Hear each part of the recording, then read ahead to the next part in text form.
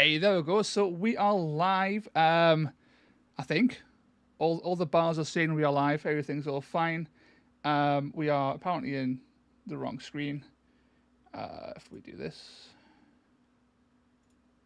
we are now in the correct screen. Here we go. Success.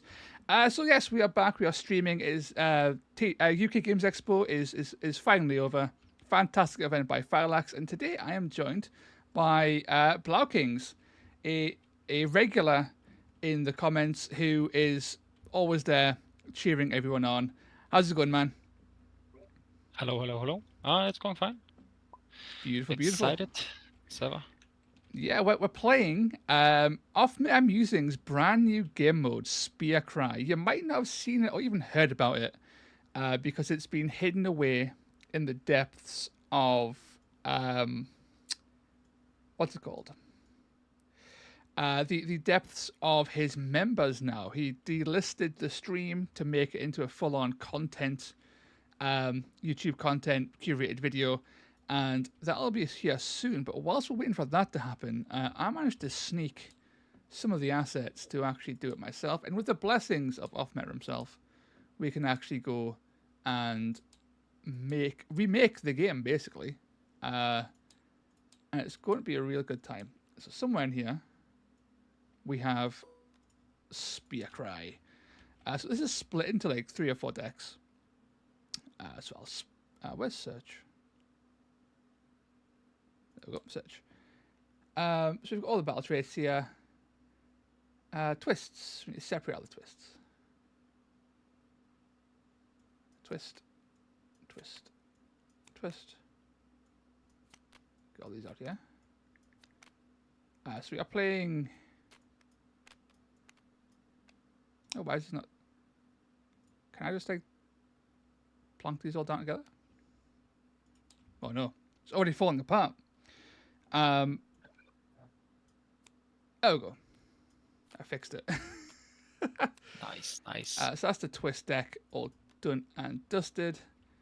And this appears to be everything else. I think I need to remove the. Yeah, I need to remove these twists to make it work fine. Then we duplicate. Theoretically, we clone this deck. Hey, there we go. So, how this mode works is there is a preset board and deployment, but we get randomized, sort of like randomized and hidden objectives for us to complete over the course of the game. We get up to three per turn. Each card has a objective on it and a potential command. So the commands are abilities that have no cost other than the usual fact that you can only use one ability per activation. It gives you an effect, but once you do that effect, the card is discarded. So it's either use the ability or you try and claim the objective on that card. And it's super straightforward in theory. I am sure I will get it wrong at some point. There's also a twist. There'll be 4 twists pulled over the course of the game, which is really funky. These will add all kinds of negative and positive effects to myself or Blaukings, and it should be a good time. All I need to do now is very quickly set up the board, and we should be good to go.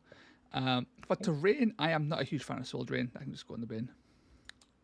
So clear that. Let's have a look at the terrain. Make sure we're getting a good mix here. What are you bringing today, man? Yes, let me load it in. Ooh, that's exciting. This thing. So some black talons. Black talons. With a bit of Oravasia in it. I absolutely love the black talons. They are such a fun warband. I kind of think they kind of feel almost like, because they're so small, right? That they could probably have just been a Bladeborn, and it would have been fine. But as a whole, as a whole warband, they are rather wonderful. Heinz D, how's it going, man? Today we are cooking some SPEARCRY. Off my Musings, brand new community made game mode. So normally we'd be running Path to Glory, But as more and more community members come out and make absolutely fantastic content, I thought I might as well shine a spotlight on said content. Now, we've got the board. I just need to go in here and actually set up the, as professional as always, come in here and set up the board itself. So for our deployments, I will just use these objective markers because they have the perfect amount of deployment range, basically. So we've got one here. We have one here. We have one in each corner. So it'll be one there, one here.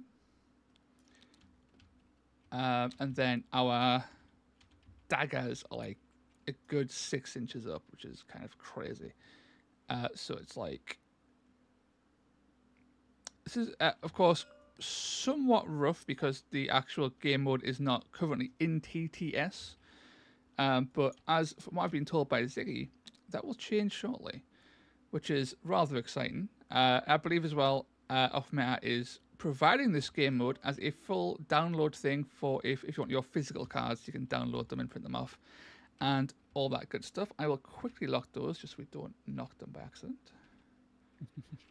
So those are our deployments. Shield is in the middle. Dagger is our round 2 over here. And hammer is in the corners. And then we need our actual objectives. The objectives themselves, which are also going to be these. So it's 7.5 in. So there, and then 3.5 up. So here. So we'll lock you in place. Badoosh. Objective 1. Nice. Objective 2 is like literally an inch in by the looks of it, which is kind of crazy. That's right next to one of these deployments, which is really fun. So we'll plonk one right there. That is objective 2. Yes, we'll lock you. Badoosh. Objective 3. An inch in. Bada bish, bada bush. Lock that in. There's one dead center. Elastis terrain is going to be a bit of a nuisance because the dead center is somewhat blocked. So I am just going to kind of move that out of the way temporarily. That's fine. And hope it doesn't break the fabric of the universe. Right, I did that. Lock you in place. Cunningly move this back into position. Only broke it a little bit. Maybe.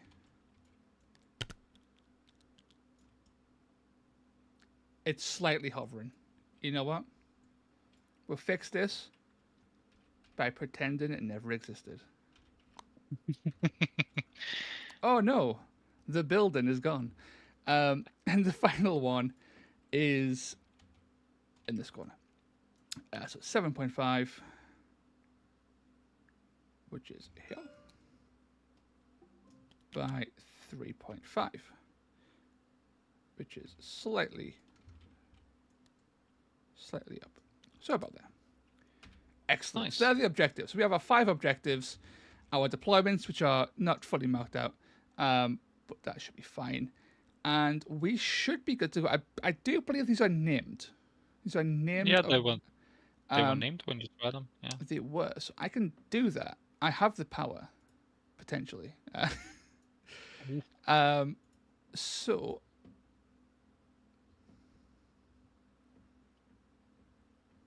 they may not be named. If I recall correctly, Ignax was here. Ignax. Oh no, I'm breaking things now. Can I move you? Oh no. We'll delete you. Ignax was there. Dracothian was in the center, I believe. Dracothian. If this isn't fully right, then Etan can tell off.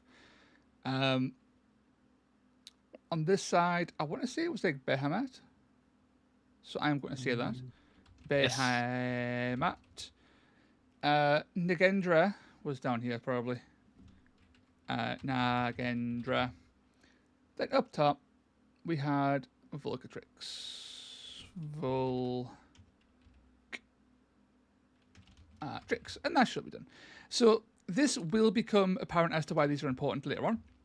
There are certain objectives within our little decks here that will specifically mention a named objective, and the names are now on there now. So the warband I am running today, because mine hasn't even spawned in yet because I've been distracted and rambling.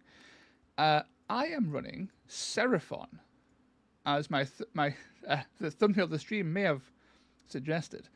So I am running Seraphon, and I cobbled this together in about 5 seconds. It should be fine. We have a Croxigo Warspawned, a Kixie Taka, a Salamander, 3 Saurus Warriors with clubs, a Handler, a Otterpaddle, and a Tok. I have 50 points left over, and with those points, I'm kind of like digging the idea of like a Warspawn with like a crit. Because that's like a cheap blessing to give him quite a nice little damage bump there over 3/7. We'll plonk like a strength on the Salamander here. Kind of swinging it. What have we got left? We have 25. 25 is quite a lot left. That is a lot. But it's also an awkward amount left, which is not ideal. Strength on Kixie Taka does not matter because you are all strength a lot, right? Oh, you have dogs and stuff, actually. No, you've got Hexbane stuff. Actually, in that case, strength does actually matter in that case. I will actually put a strength on you. Giving me a whole 10 points, which means this Skink Handler, as is tradition, due to having the highest crit in the warband that hasn't been blessed already, he is given +1 crit. So he's now crit 5. A crit 5 Skink Handler. Let's go. Legend. All right. Yes, nice. For deployments, we'll have a Crocs go over here or something. Handler goes over here. Kixie Taka over here. We'll have a... Oh, it's all coming together perfectly. There we go. Nice. Something like that should be pretty darn swanky. So, I believe we draw our cards after the initiative phase. So let's roll to see who is deploying first and all that good stuff. I got a big old 3. Okay. Heinz Day. Hey, I love the Starblood Stalkers. One of my first teams I got. Just recently played them with our beloved Flameseekers. I can imagine them being a really good combo of Flameseekers. I like Starblood Stalkers. They've fallen out of favor a little bit. I think they're due a resurgence. Just because Kixie Taka and his 2 or 3 skinks are such good value. They're outstanding. And one of the big benefits of like Sireni and the Squid is that it adds a good bit of mobility on the cheap.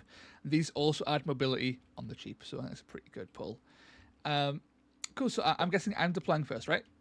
Yes. Yeah. Just so I can remember where things go. Yeah, so Dagger's over here, so I believe it'll be the Shield is the round 1 or 2? Dagger's round 2. Okay. Dagger's round 2, and so I'll deploy my shield, which I believe was in the center. So we have a big old... We'll put Kixie Taka nice up and high, holding the severed head of Etan, of Meta Musings. And I guess we'll also plonk Tok. I don't be too aggressive, because you do have a Rostus Oxenhammer, and guys kind of kind of insane. I don't want to mess with a Rotters Oxenhammer. That is for sure. There you go. That should be good to be. Good for me. Oh, just FYI, both Neve and Rustus, I had 20 points left over, so they got a crit. Ooh, I'm a huge fan of +1 crit as a blessing, especially on those 3/6s, right? Going to 3/7 is like a surprisingly massive jump in reliability on kill. It's so good. Hit and a crit, then you did. Yes. Yeah, it's so good. So good. My hammer. So I have my salamander. Salamander. Let's see, hammer. Oh, that's my weak squad. Honestly, right? Perfect. Like I love the slan. Right, I really enjoy the slan, but Kixie Taka plus a salamander is at the same price. And I kind of dig it as an alternative. It's just Kixie Taka plus salamander, then just take like a regular skink, because you'll take skinks anyway because they're so cheap. Just to whip it, Yeah. and it's a good time. Heinz D, having deployment with Kixie Taka and 2 skill breakers, giving them +1 move and toughness, turns them into such fantastic brawlers, even bigger brawlers. When going to T5 is insane, and add movement on my Thane as a blessing, and moving 4 on any Flame Seeker is massive. It's such a big bump to their speed. It's great, and especially with range 2, right? So you have a Amos Duncarrow and a Rat Spike. Beautiful, beautiful.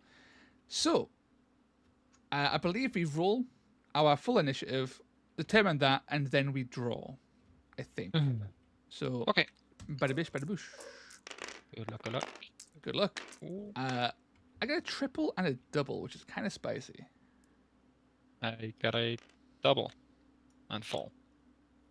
You are rocking the initiative, good sir. Yeah, I don't have Neve on right now, so doubles are kind of useless right now. I'll just save it. Okay. I'm going to save mine as well. I've got all the dice I really need with the double and the triple there. Yep. So with that, you have the initiative. You can determine who goes first. But let's draw our hands. Sadly, the actual hands themselves they should be hidden, but they can't be. So you just draw 3, and F flips the cards, basically. Just for the sake of the stream, I'll be showing mine open-handed the whole time. I won't be looking over at Blau King's cards, basically, because that would be uncouth. I'll try to ignore the ramble when you talk about your abilities. So it's a fair game. I'm not going to ramble. I'm just going to show them. I'm going to just give a big old hold Alt to make them big and just go over them and read them in my head, basically. But that should be good enough to keep them secret enough. But yeah, so okay. Oh. Okay. Interesting. Right. These aren't great, honestly.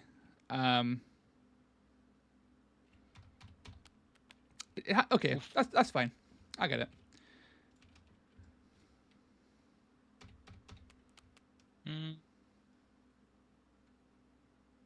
All right. Yes.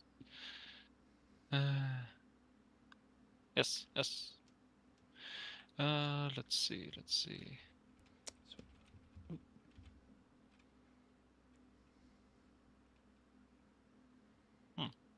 Right. I will make you go first. That makes a lot of sense. I have the model advantage. I'm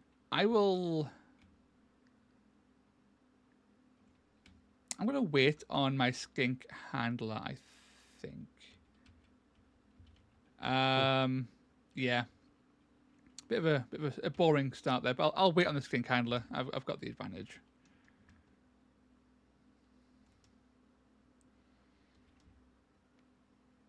So, how do you make them big when you hover over them? if you hold Alt, it should give you a little Oh, zoomed in nice. view of it. Uh,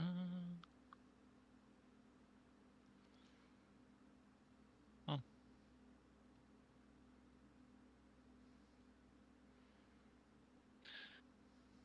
Right.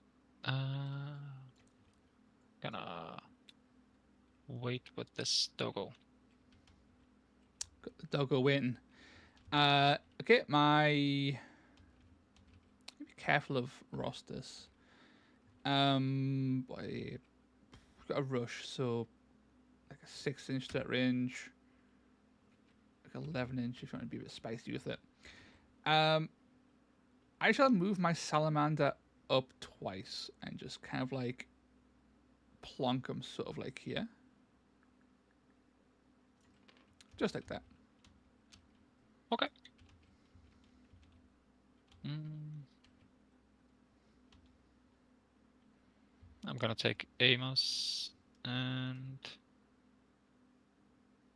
move him aggressively up here. Okie dokie. That's very aggressive. Yeah. Okay, I think Kixie Taka. How far away are you? Moving. You are in perfect range to potentially shoot.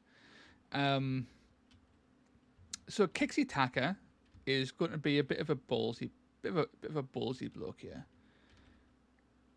He is going to use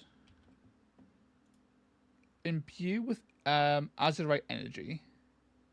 That's a pretty big AOE, right? So like 9 inches is pretty substantial. Mm-hmm. And it buffs him too, which is even better. So Kixie Tackle uses triple to give +1 toughness, +1 move to everyone within 9 inches. And he will zip. Serve. Oh, can he make that? Oh, he can't make that. Oh, he can't quite make it. This changes everything.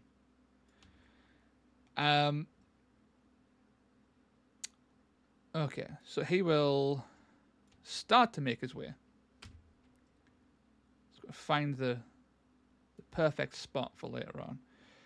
So he'll go 3.6, and he'll climb down and just drop. So you'll just be down here, basically. Nice and safe. And then he'll move his other 7 rather sneakily. Let's get his 9 inches up just so I can actually still buff my guys. So I like to be in range of me, but also be able to still provide. Talk doesn't need it. The Saurus might. So I think there is perfect because I can see you over the staircase. My guy's still getting buffed for now. And that'll be Kixie Attacker done. Okay. Being brave, staring down Duncaro himself. Yeah, he needs to do something. The other times I've used him, he's just been dead weight.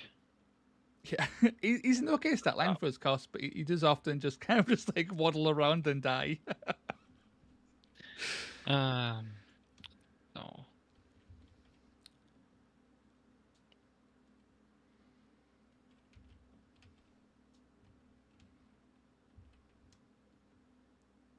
Okay. Gonna do the boring thing. Wait with the doggo. Yep.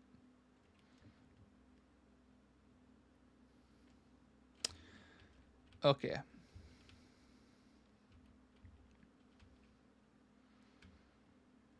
I have a 12-inch range on that, which is quite substantial.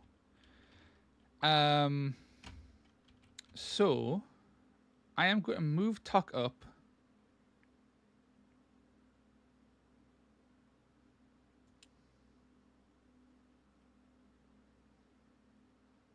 Just a smidge.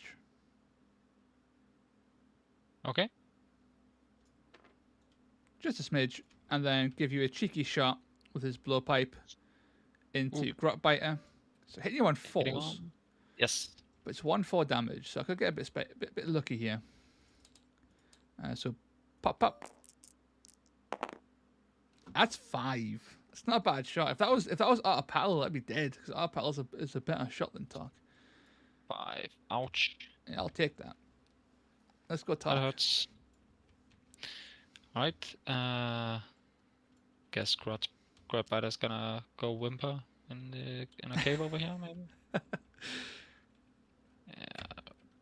Right here. Yes. Okay, dokie. And he's done. This skink handler is going to go, and I have a double left.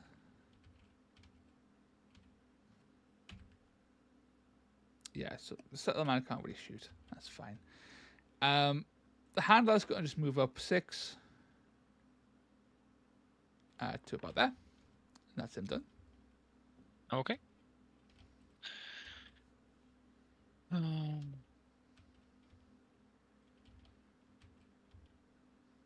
Is that's 12. I could shoot back. Yeah. Yeah. That has a 7. I need to be over here. Okay. Gonna use a double for rush. Yep. Ooh. This guy's gonna move 5 and take a shot at Tuck. I don't think he's in range. Is he in range of 8? No. He's 9.4 away, so he's actually not in range to shoot anyone. Then he's just gonna move again. Oh no. Kixie attack, I know. And he's done. Okay, so I'm going to go with my Saurus Warrior with a Celestite Club. Yep. Let's do a little 5-inch threat range on Rostus. We are moving 5 currently, so we'll go like a little 1.5. 3.5. If we rushed, we still couldn't get in. So I won't rush, I'll just move up normally. And I will position in combat, but also toe poke in this objective, like a cheeky so-and-so. Okay. Over to you. Yes. Now let's see, you have that guy left, I have this Red Spike left. Red Spike is gonna join his other dogo and try to console him. Mm-hmm. It's okay, Grubbider. And I guess I'll go with this Source Warrior, who is going to. I don't think there's any sort of like weird play. Nice, way too far away again. You buff from him.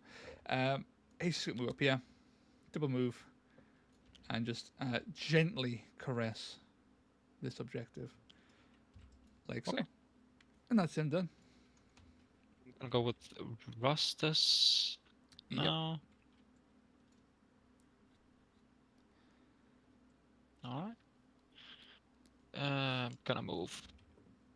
Double move. Yeah, that makes sense. The Oxen Hammer. And then I'm gonna Poor guy. use this one. Ability. If this fighter is the only friendly fighter contesting an objective, that fighter counts as 1 additional fighter. Nice. That's pretty spicy. That's definitely yours then. So at the end, yes. that gets discarded now. Yes. And then we tally up points. So I nab. We forgot the twist. Yeah. So we'll pretend this twist. What was it any good?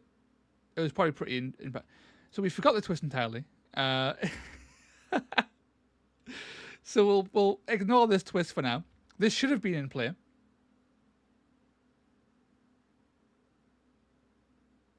But we forgot. I mean, it didn't actually matter. Nope. No, it didn't. Because you rolled a 4 and a 6, not a 5 and a 6. Yep. Cool. So, yeah, that didn't matter. That's all fine. Save. Hey, nailed it. So for objectives, I nab Nagendra and Ignax, and you take Dracothian, Behemoth, and Volcatrix. Yep. So like any other modern Warcry mission, objectives do score normally. So you score 1 for holding 1, 1 for holding 2, and 1 for holding more than your opponent. So right off the bat, I score 2, and Blood King scores a whopping 3. But now we would declare any points that were scored via our battle tactics. And I score the Ignax Dias, which is I just need to hold Ignax, which I do. So I Nice. score an additional point for that, just to tie that up a bit. But that's all I score. Do you have any additional scoring from your cards? Nope, I do not. Beautiful. So now we would discard as many cards as you want. So if you don't like the cards you have, you can now discard them and then draw back up to 3.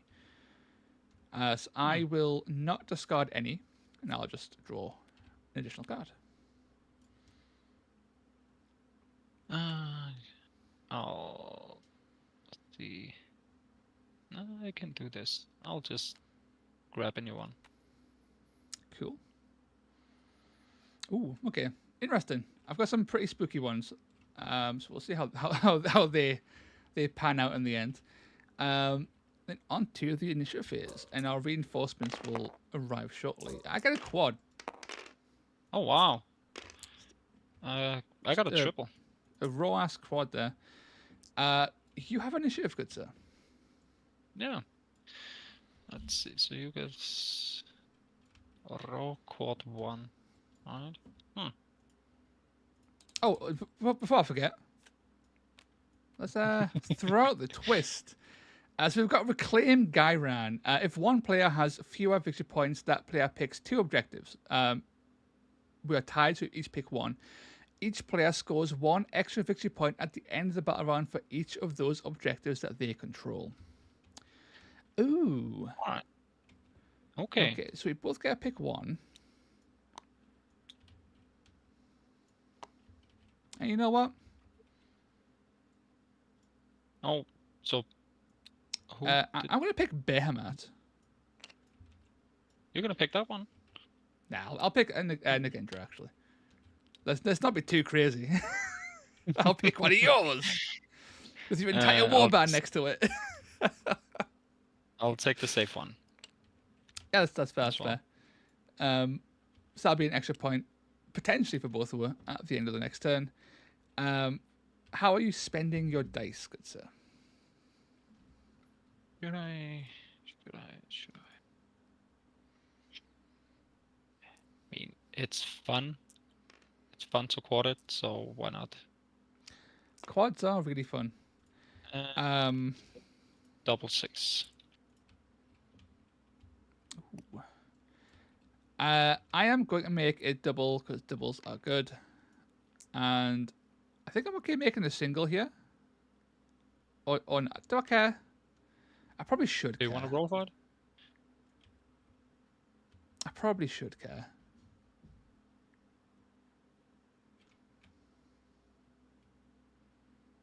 I kind of like just want to yeah. I kind of just want to just like vibe and not care. I'll go for the roll off. I think in general, going for the roll off is not the best idea.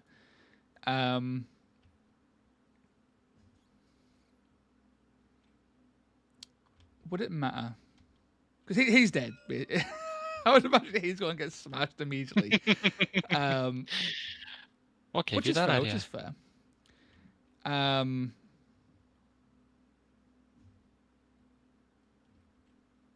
Yeah. I tell you what. I'll go for the roll off. We'll go for the roll off. Okay. We'll see what happens. Shabadoosh. Hey, Here we go. That's a good start. Let's go. So I managed to sneakily steal. That also means I need to deploy first.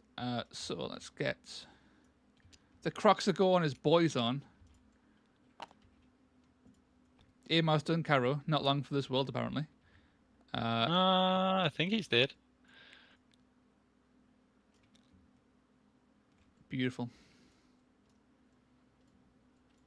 You can straight up smack him. Alright. Yes. Ooh, kicks the attack as a minion. That's actually pretty cool. As is Art Paddle. Also pretty cool.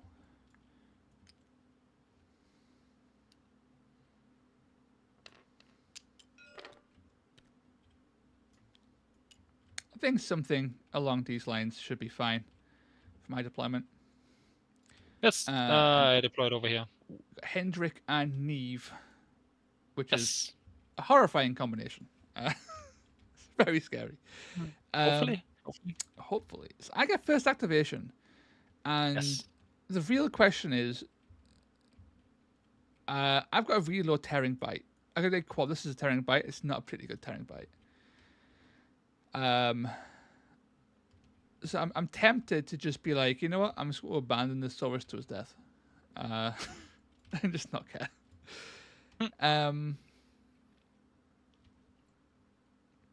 Alternatively, I could just disengage, and You I'm could. not entirely against that. If I had a higher double quad, I would like Wrath of the Old Ones or something, or go a bit wild with a tearing bite. But it's only 2 damage. It's not a huge deal. So I think I am just going to disengage for now. Okay. That should be safe. It is safe. Do you want to react to disengage? Ah, you have way too much HP. That's fine.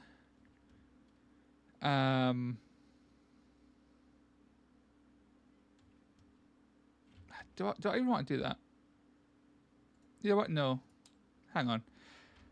I don't think that matters. In hindsight, I think he's going to die. I think actually just like maximizing my own damage and letting him die is fine. So this Croxigo Warspawned is going to come in now instead. And he's just going to smack you in the head with his big old smacking stick. Okay. He will pop an Onslaught, I think. Just to make it a little bit more juicy. 'Cause I don't have a spawn of Sortek target, so I'll just Onslaught it, I think. Okay. Do you wish to react? I get 4 attacks hit on 3s. No. I cannot use the faction reaction. Okie dokie. Oh, nope. Badoosh badoosh. My boy just deleted you. Just slammed in for like a casual like 20. Exactly 20 in fact. Hot damn. Wow. Okay. Damn. That Croxigo was just, he was spitting. He was mad. And then I guess he'll move.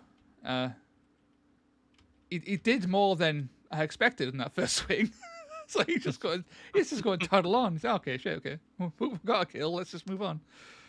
I suspect a very similar thing with a very similar profile is going to happen to my Source Warrior with your Roster Hammer. Hopefully. Our big 3/7 guys just pounding at mid range. Yeah. Isn't it? Yeah, it's pounding time. Yes. Oh, it's Pound Town. I will use Starborn without the E because their battle trait is Starborn with an E. Their reaction is Starborn without an E. So I'll do my reaction to negate 2 crits. Okay. Here is 4 hits. 4 hits will do it. I'm alive on 3. So I do be alive.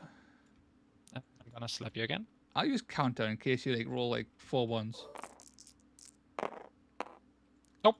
It didn't happen. That would have been way better. Is my Saurus dead?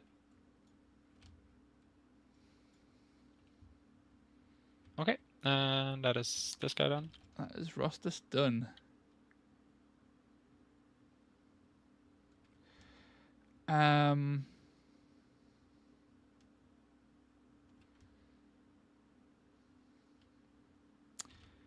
Okay.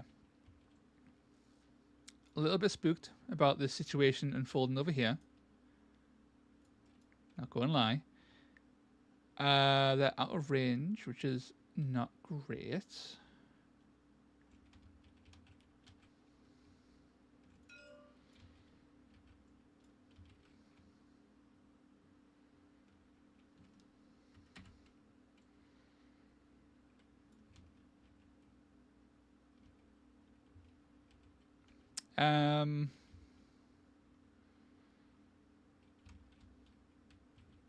Sure. Let's get a bit weird. So the salamander's got to move 6 to here. Yes. And he's going to take a cheeky shot into Haskell Hexbane.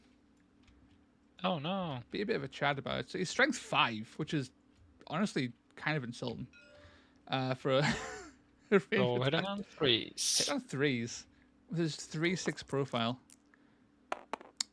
He lands a whopping 3 damage. Oh no. And you know what? I'm going to quad. I think quad would be fun. I'm going to quad to throw out another attack. Okay. You wanna move one? Maybe.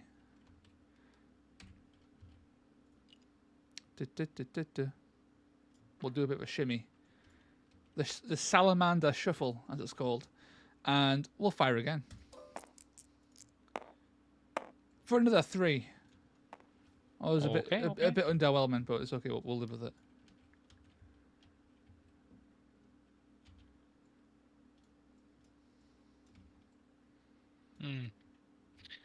Okay, so my turn. Mm-hmm. Okay.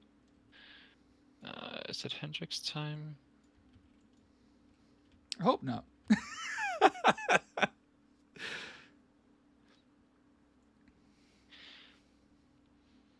Let's see. It dawned on us that my answer to all of your Stormcast is in this corner, not doing anything. So everything here is terrifying.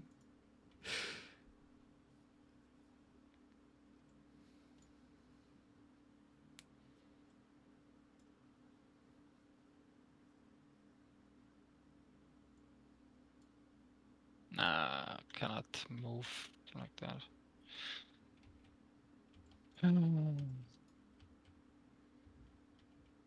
Okay. Hendrik is gonna go. He's gonna use a double. Yep. To give Neve a free move. That makes a lot of sense. Oh no. Like that. And then he is gonna wait. Okay. My skink handler is going to go. Okay. Go and disengage. 1.4. 1.6.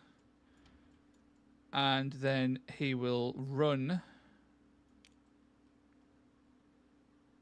6 to this objective just to get away from Neve, basically. Kind of scared of Neve. Yeah. Understandable. And rightfully so. Yes. Yes. It's sad it's not a quad 5 or quad 6. I know the feeling. I would have loved a quad 3. Could use it as a 4 value tearing bite. It would have been beautiful. Would have not been bad for you. Let's see.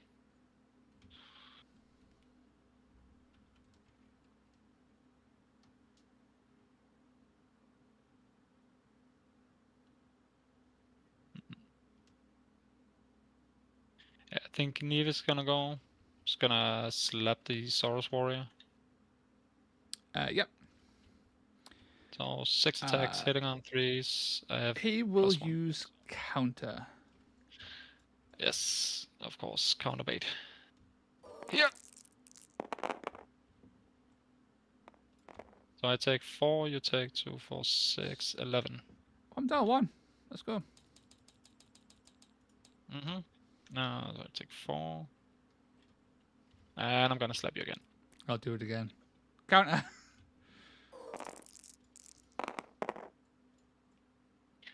take I'll another take it. 4. And I get. I'm 2 Saurus down.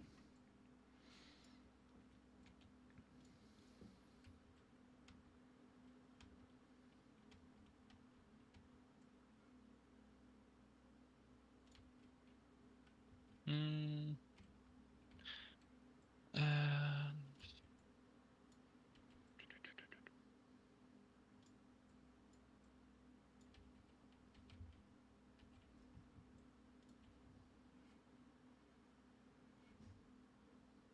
Yes, and then I'm gonna use the quad Mm-hmm. for what's it called? Wind Rider. So now I get to teleport Oh, because okay. I got a kill. Yeah. If it was on the first go, I maybe could have done something funny, but oh wait, let's see. Can I? Nah, should I teleport or just move 3 and make a shot? Yeah, that's better. Yeah, gonna use it as a rampage instead Okay, that's fair. and shoot tuck. I hit on 3s. Yes, so 3 attacks. Do you wish to react? I can't. Your battle Sadly. trait? You It's nah. I use the Terran Bite one, so I Okay. don't get. I can't react to range, sadly. Okay. So if I'm really lucky, you did. Yeah. I was not. I take 2 2. damage. I am now a regular skink. And it's done. Okay. So trying to make my wizards do something. My wizard profiles do something. Kixie Taka is going to give it a go and fire into Haskell Hexbane and try and do something with that. Hit you on 4s.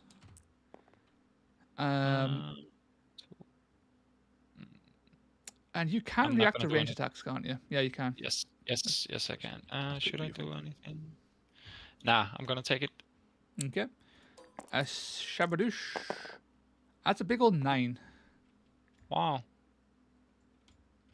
Where are we at? Oh, he is vulnerable. I'll fire again. Do you wish to react? Yes. Now I wish to react. So roll 1 dice. Heal 1. You get 2 hits or a crit. And we take out Haskell. Here we go. That's 2 misses. So Kixie Taka fails to land the kill. And that's all fine. Right. I will live with my failures.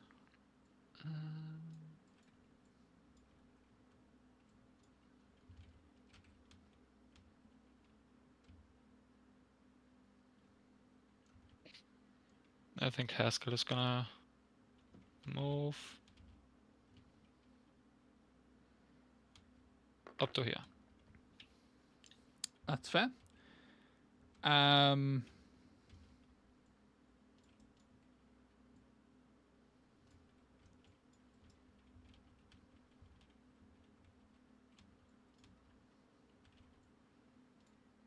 Otter Patel will go. Yes. And then move 6 to here. And then he'll take a cheeky shot into Grub Biter, I think. Can you see him? I don't actually know, possibly not. Angles.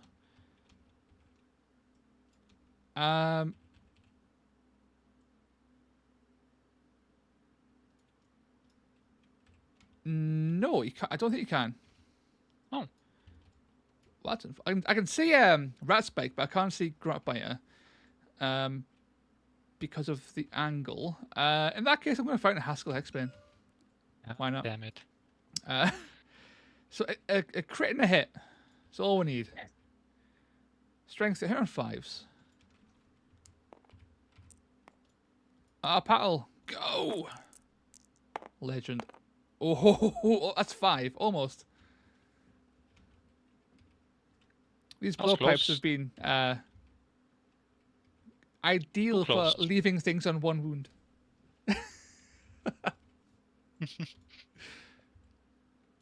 Can't really complain though. On the 2 shots of blowpipes have landed 2 crits and a hit on 5 pluses, so they've been doing fucking stellar work, that's for sure.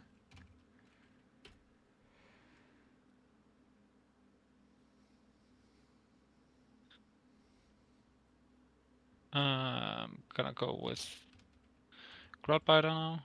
Mm-hmm. He's gonna move 6.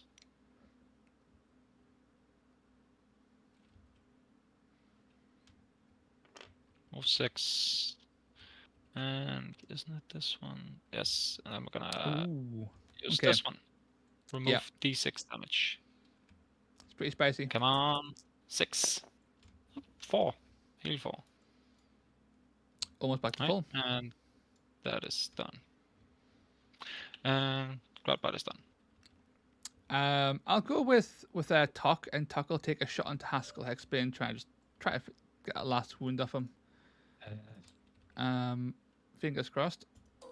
Badoosh hit on 5s. I'll do it. That's the one. And then Tok will bravely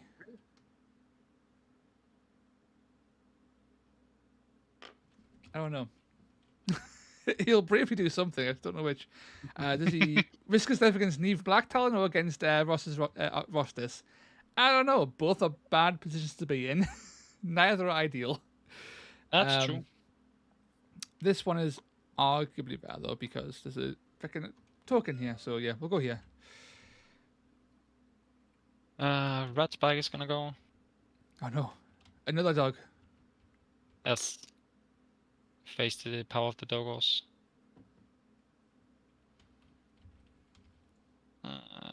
It's gonna go over here. And he's done. A Saurus warrior over here is going to move 4 and then move 2 and then move 2. Slowly making their way. Hendrik is gonna move 4. Beautiful. And he's done. So for objectives, you flip Ignax. Oh, yes. I flip Behemoth, and the middle stays yours, and Nagendra stays mine. So for objectives, you score 3 for primary. I score 2. Me. We both score 1 for twist. Yep. And then, do we score any points for our battle tactics? I score 2 for raise. I killed an enemy whilst you were within 3 inches of an objective because this lad died, Amos. So that scores 2. And I killed someone, just in general. So that's worth 1. So I score 3 this round. Oh, nice. I score take without warning. Completed if gain control, which was previously yours. And none of my fighters did an attack action. Yep, Hendrik did not attack. Hendrik nailed that. I was trying to do that as well. However, I forgot that I was trying to do that and shot with my salamander and then gave up on it. Because I was trying to say put some guys on here, but in the end, it did not go that way. So at turn 3, Yes. we both draw some new cards. You can discard if you wish to discard as well. Get an extra one. What we got? Ooh, that is actually quite interesting.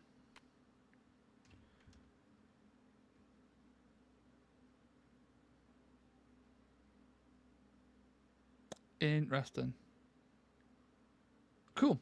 Okay. These tokens are now removed. And a new twist is drawn. So we draw Alariel's Blessing. If one player has fewer victory points, that player picks one of the effects below. So that is currently you. So you get to pick Shield of Thorns or Rain of Jade. So it's like massive healing, or a chance to negate damage on a 6+ on one guy.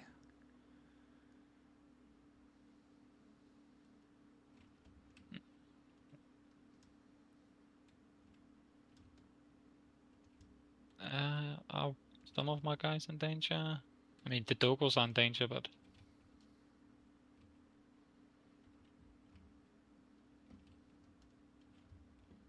it's not gonna save. I think I'm gonna pick the Rain of Jade. Okay. And Neve and Grotbiter is gonna heal Heal D6. D6. So, Neve, how much do you heal? 3. Oh no. Alright. And Grotbiter heals to full. Aggressively to full. Yes. There we go. Beautiful. Then we roll our initiative and go on to round 3. I nab 2 doubles and 2 singles. Same. Ooh, that's a roll off. Ooh. Badoosh. Get a big old 6 Really? into shabby Come again. on. Come on. No. Okay. I'd be eyeing up like a big old like tearing bite triple, but like all my Soros are dead or over here by themselves. So those triples ain't doing much. So I think instead I will make a single. Okay.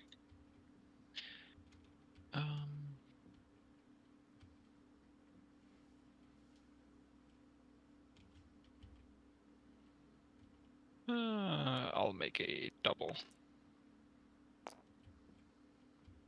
It's kind of spooky. Since you get it, so yes. I don't agree with the the doubles.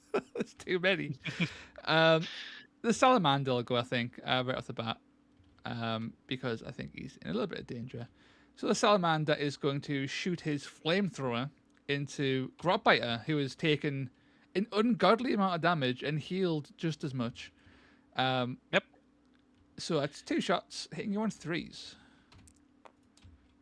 I am strength Can't do 5. Can't do anything. That's a big whiff. Not ideal. I'll try again though.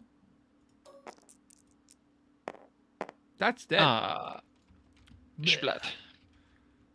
He was warming up the first time. He was getting prepared. Oh. He gets performance anxiety. And that is my Okay, salamander so- done. Alright.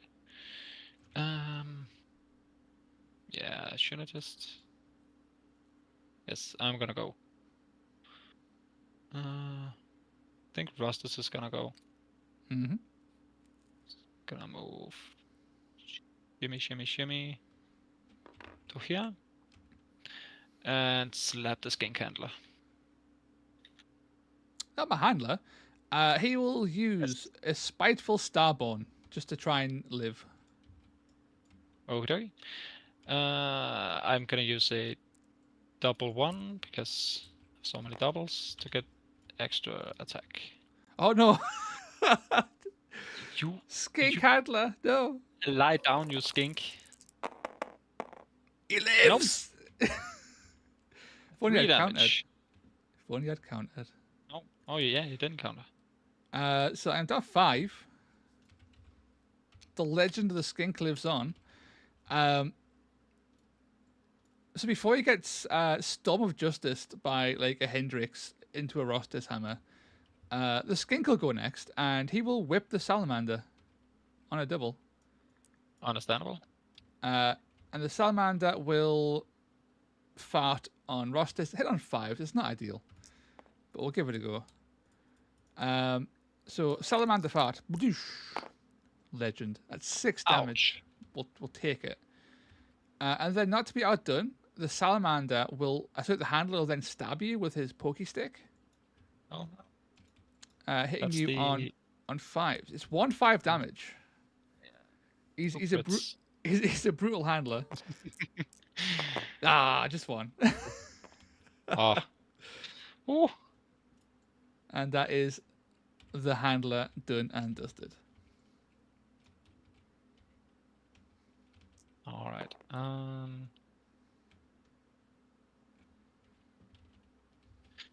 Neve is gonna go before I forget her. She's gonna move over here and slap Tuck with her million attacks. That makes sense. Tok will counter. Okay. The gentleman's reaction. I I take die. 3, 2, 4, 6, 8. Yeah, you take 10. And you take a whole 2. Yes. Oh, yeah, only 2. And that's Neve. Okie dokie. I will go with Otterpaddle, and he will take a shot into the rat spike. Okay. You can definitely see this time. I am elevated, so you don't gain cover, so I am still hitting on a 4+, which is quite spicy. So 2 shots with his uber blowpipe for 1 damage. But you'll do it again because he's dedicated for no damage. Ooh. It's always tense when our paddle or Tok fire. It's always tense. It's like, oh god, what's going to happen now? every 6 is so devastating.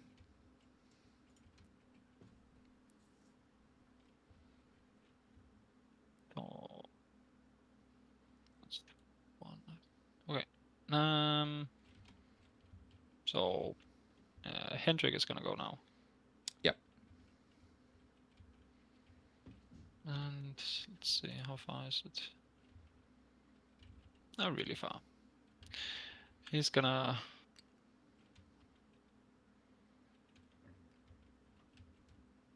move between this and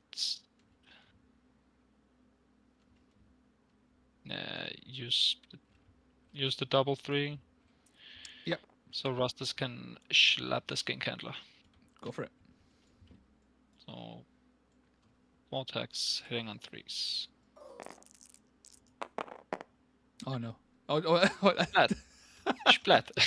17. My guys. Yep, that's fair. That's fair. I will go with my Saurus warrior. He will go 2, and then like 4, and then 2, like so. Okay.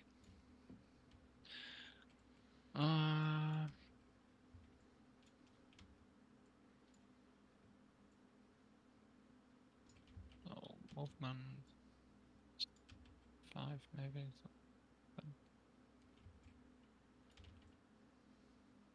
Down here. You can still take it.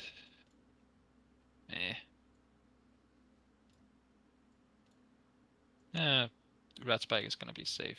He's gonna move in and try to chew on the salamander. That's fair. Everyone else might as well get involved, right? Yes. With a double to give him an extra attack. Yep, I believe he is toughness 3. He is. Yep, so hitting on 4s. Ooh, it's exciting. 3, 3, 2, 3. Here we go. Ooh, big ol' 5. That's 5 damage. That's a salamander double 11. He's a bit hurt. I have Kixie Taka left, who is not particularly useful in his current position.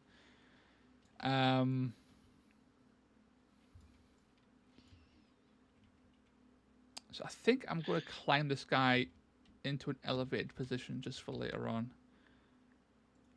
So he'll go like 4.5, climb up the 3, an inch under the lip. So that's 4. That's 9 inches so far. He's got 3 inches left. You know what?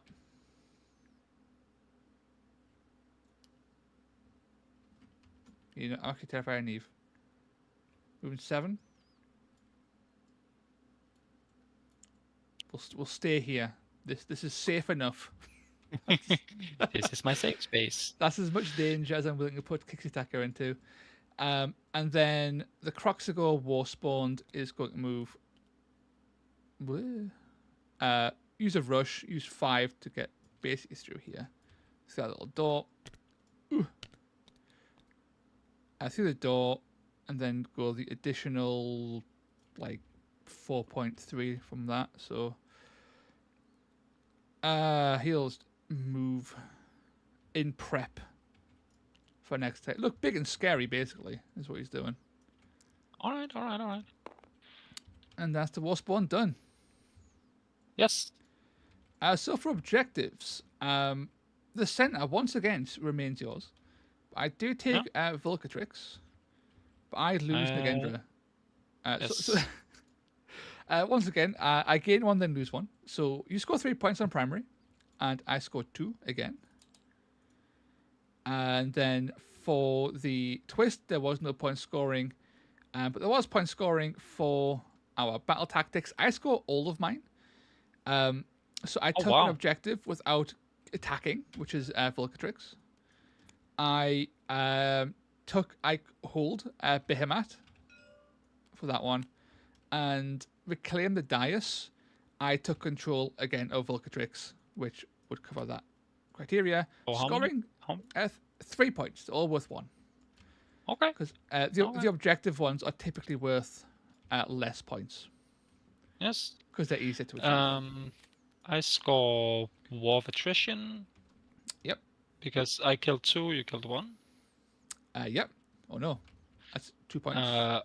I scored this one because I flipped an objective. Yep. That's 3 overall.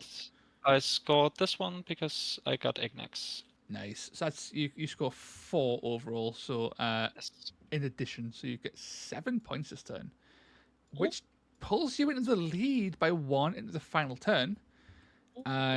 There's all to play for. Good. We're all cardless, so we're drawing our final hand. And we'll see what shenanigans ensue. And a fresh twist as well. Oh yeah, that's true. That you can take advantage of now. The twist is in my favor. Grasping Vines. If one player has 0 points, that player picks a fighter on the battlefield. Subtract 2 from that fighter's movement. That is not massive. So that's actually hilarious. I could actually, if I put it on Rostis, he can't attack into the Warspawn. But I think I'm going to put it into Neve because Neve is the fastest thing on the board, and going to moving 5 is quite a substantial decrease, I think. So I'll Grasping Vines Neve and hope for the best. That's 2, so movement 5 now.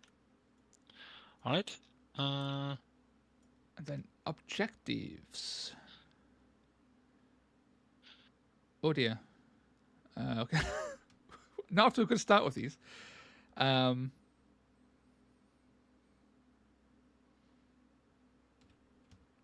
Okay.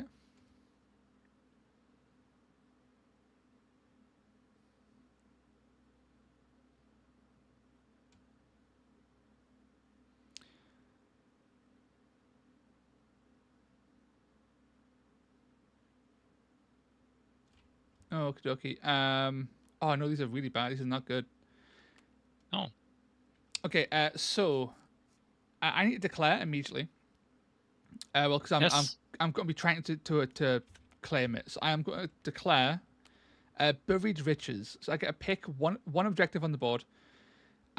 and then I can loot the objective. If I hold the treasure at the end of the turn, I score points, basically. So I will declare About 3 points. Volcatrix as my buried riches, and I think that's fine. Yeah, that's fine. We'll go with that. And I tell you what, as well, I'll reveal as well stolen supplies. As a stolen supplies, I pick one of your models. They gain a treasure, which incidentally slows them down even more if I put it on an Eve, hilariously. And if I can reclaim that treasure this battle round, I gain 3 points. I can only pick a beast if there are only beasts left, so I cannot pick Rat Spike. Okay. I am going to pick Neve, more so just for the tactical viability of you are now moving 3, as opposed to moving 7. So.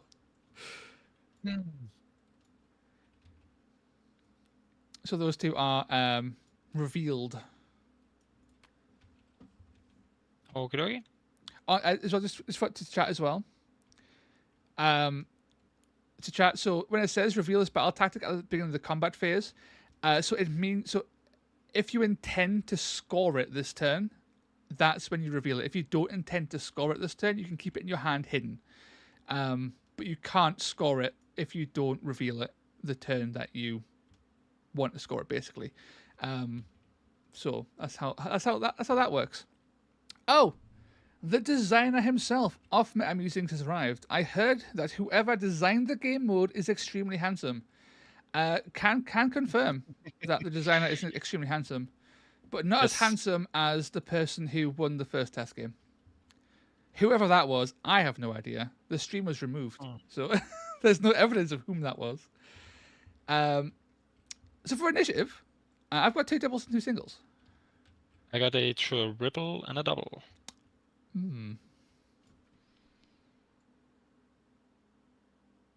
Oh, I've got 2.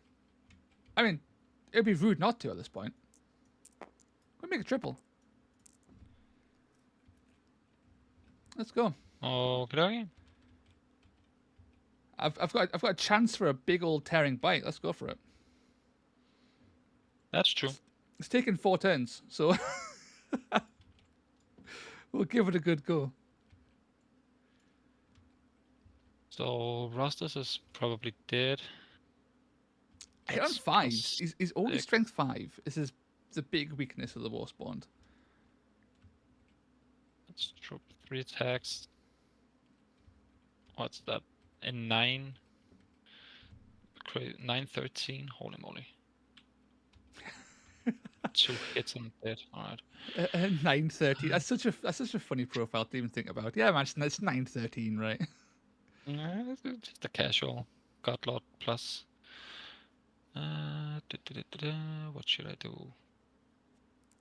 Realistically, okay. I prefer it on Source Warriors because them going from 1-3 to a 7-9 is such a massive leap in damage output. It's hilarious.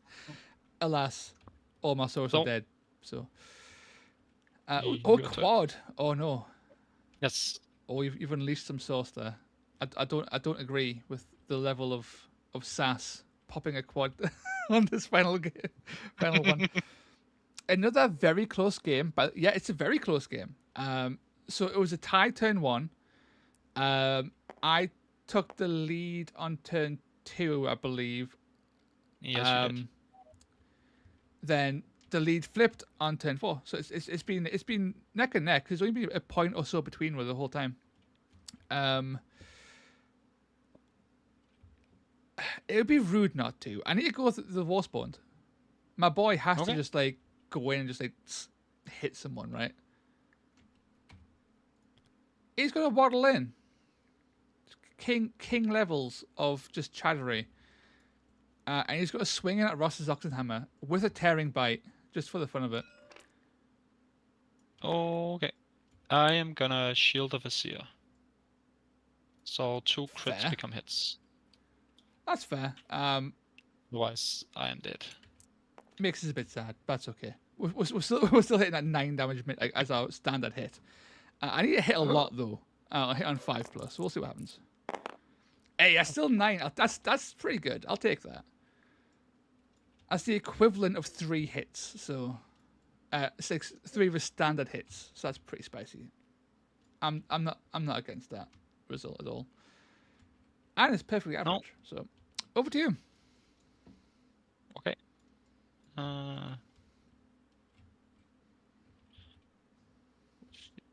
You could.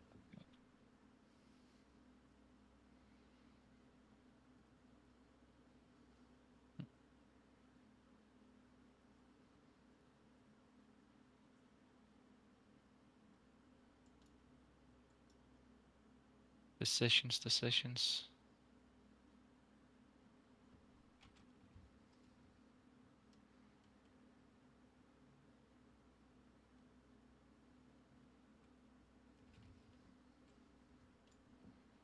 So I can make it in and slap you.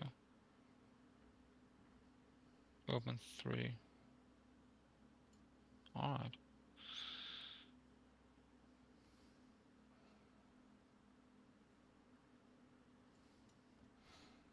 I'm not gonna lie, like having the perfect storm of twist and battle tactics to turn Neve from a movement 7 hyper elf into a dwarf is just like It's not annoying at all. No. It's just it's next level cheese. I love it. Okay, Neve is gonna go. She's gonna move. She's gonna do a little waddle over at the salamander. Of 3. And hit the salamander. Only 11 wounds. I think I'm probably going to die. I'll use counter. You never know. Let's get some damage out.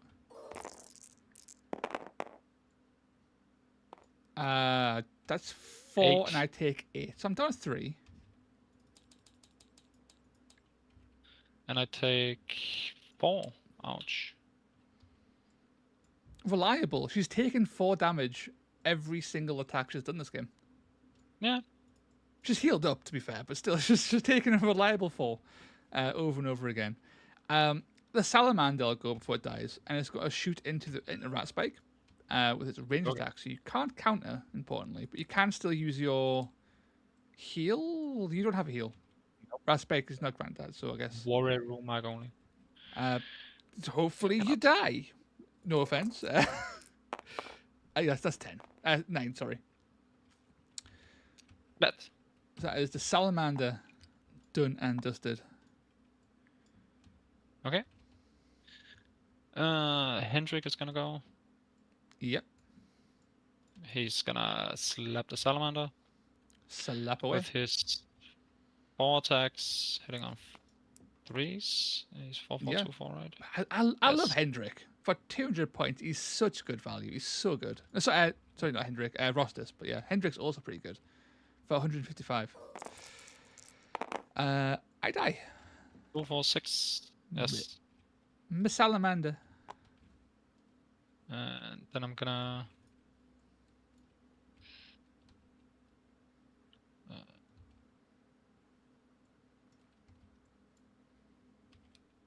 Then I'm gonna move.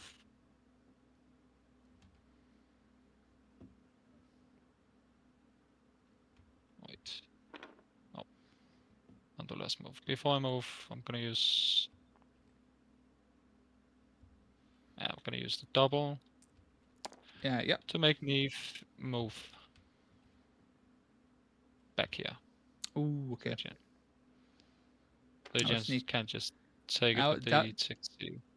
That was sneaky. I was planning on doing just that. Yeah. How did you know? And I'm gonna move him over here. Okay. So you just got a Rostis left, which is undeniably spooky because it's still got a rampage. So you're still like a fully powered and fully operational battle station. This Source Warrior though is going to loot this treasure for an action, and then just shuffle, like so. And that's him done.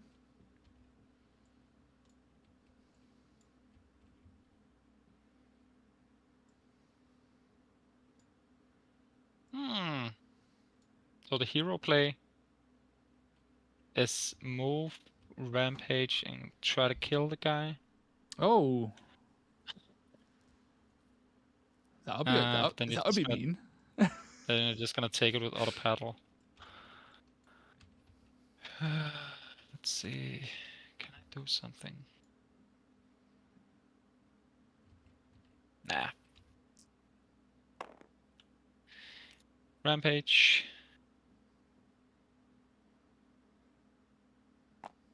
Here. Yes. And slap the Croxicle. Yep. So you I are am toughness. 5. Toughness not high enough. Okay. So first slap. That's 6. 6 damage. Down to 22. And I should have used this card.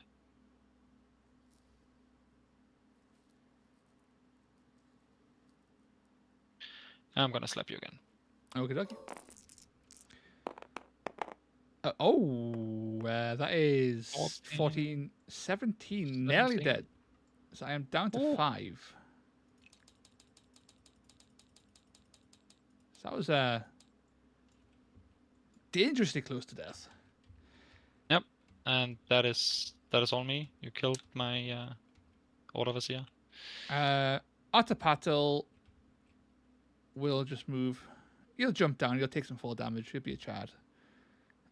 He'll just jump to here. He's fine. And then Kixie Taka, I don't think is in range, but we'll give it a go if he just jumps. Oh no, even with Rush, can he make it?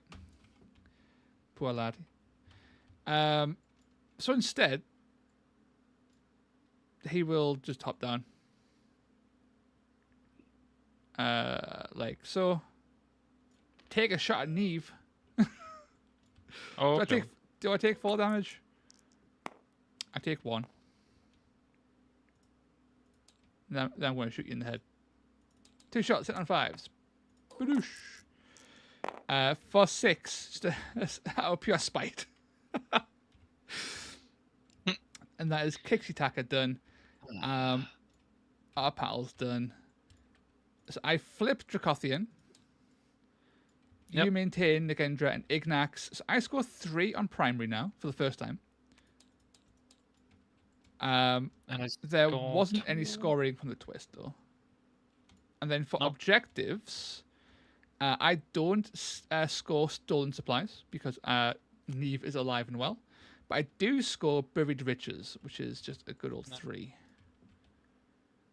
Bonk, bonk, bonk. Sadly, I only score 1 of them. And so I also score the Dracothian Dais because I have reclaimed the center. So I score an additional sneaky point at the end there. Oh, I had the same one. Oh. Yeah. So, what have you managed to score? So I only scored this one. Already took the point, so... Yeah. Kill the guy. That is fair. As at the end, 18-21. So it was a pretty darn close game throughout. Because it was a tie. I was up by 1. I was down by 2. Down by 2. I was down by 1. Tie, up by 1, down by 1, and then in the end, there's only a 3-point between us, which is incredibly close. And a lot of things died. Like you lost 4 models, I lost 5. Everything is heavily injured, bar Hendrik, who's just like completely unfazed. Support King Hendrik, just making everyone move and attack. That was a funky game. What do you think? Fun. What do you think of SPEARCRY? Oh, I kind of like it. Kind of spicy. It's pretty nice. I mean, the only thing is it's like these 2 points. The Croxicle did one thing here, and then he went in and did one thing. So yeah, I think these deployments are really interesting for forcing things on like this side of the board, but Yeah. only this side. Like anything in Yeah. this deployment is more or less locked off from the rest of the game, right? So your dogs ran away. So my whole I killed an Amos Duncaro, then spent 2 turns waddling over to here, Exactly. basically. And over here, I went in and I killed the guy here, Yeah. and then I went over here, and then you just abandoned this point. Yeah, I think that's sort of like what tends to happen is that you'll send like one guy because you deploy you deploy here, right? So you send one guy here early on, and then abandon it because they've got 3 guys coming on. So it's like 3v1. You don't bother. Then you go over here and then move towards the center. Realistically, I should have put him here. Amos. That was just it was just brave going here. Yeah, because the war spawn was able to spawn in combat, and he rolled amazingly, to be fair. But popping Amos in a single shot was rather nasty. Yeah, A-Time was saying, often Musing was saying that the massive blocks of terrain here and here don't help. They don't. But importantly, the terrain here has archways, making it surprisingly easy to move through the zone. And mine actually has a door here, which is also very handy for getting to the center. So the terrain was impactful to a degree, but there was ways through it. If we I had think that speed terrain was the going big issue. here, we had that terrain going here before you removed it. Oh, yes. I would have been nasty, I think. Yeah, actually, yeah. Originally, there was a big old chunk of terrain right here as well that were removed because it was awkward. But yeah, that being there would have been horrendous, I think, simply because it would have divided this point in half, basically. Yeah. So it would have been like my guys on this side, your guys on this side, and no interaction at all. Yeah, just a stair contest. Which isn't a fault of this pack. It's more the terrain was definitely could have been even more impactful. Yeah. But I liked it. I liked it a lot. This is my second game with it. Yeah. I mean, I really like it. The only thing, I mean, it's down to luck, but it feels a little bad to the last round when we're so divided that you can get a treasure all the way over here when I cannot touch you. Yeah, so I think the big balance is buried riches is effortlessly easy to score. Because with this kind of deployment, if my opponent abandons this side of the board, which is fairly likely that he'll abandon one of these objectives because I have my 3 guys here, and 3v anything is not a good idea. So at some point, if I ever draw buried riches, and you didn't, important, you didn't draw it out of your cards, it'll be in one of these 3 here. Then it's 3 easy points that can't really be stopped. The only downside is that I have to spend an action, which isn't a massive deal. Isn't a massive deal potentially because I'm just chilling with a lad, right?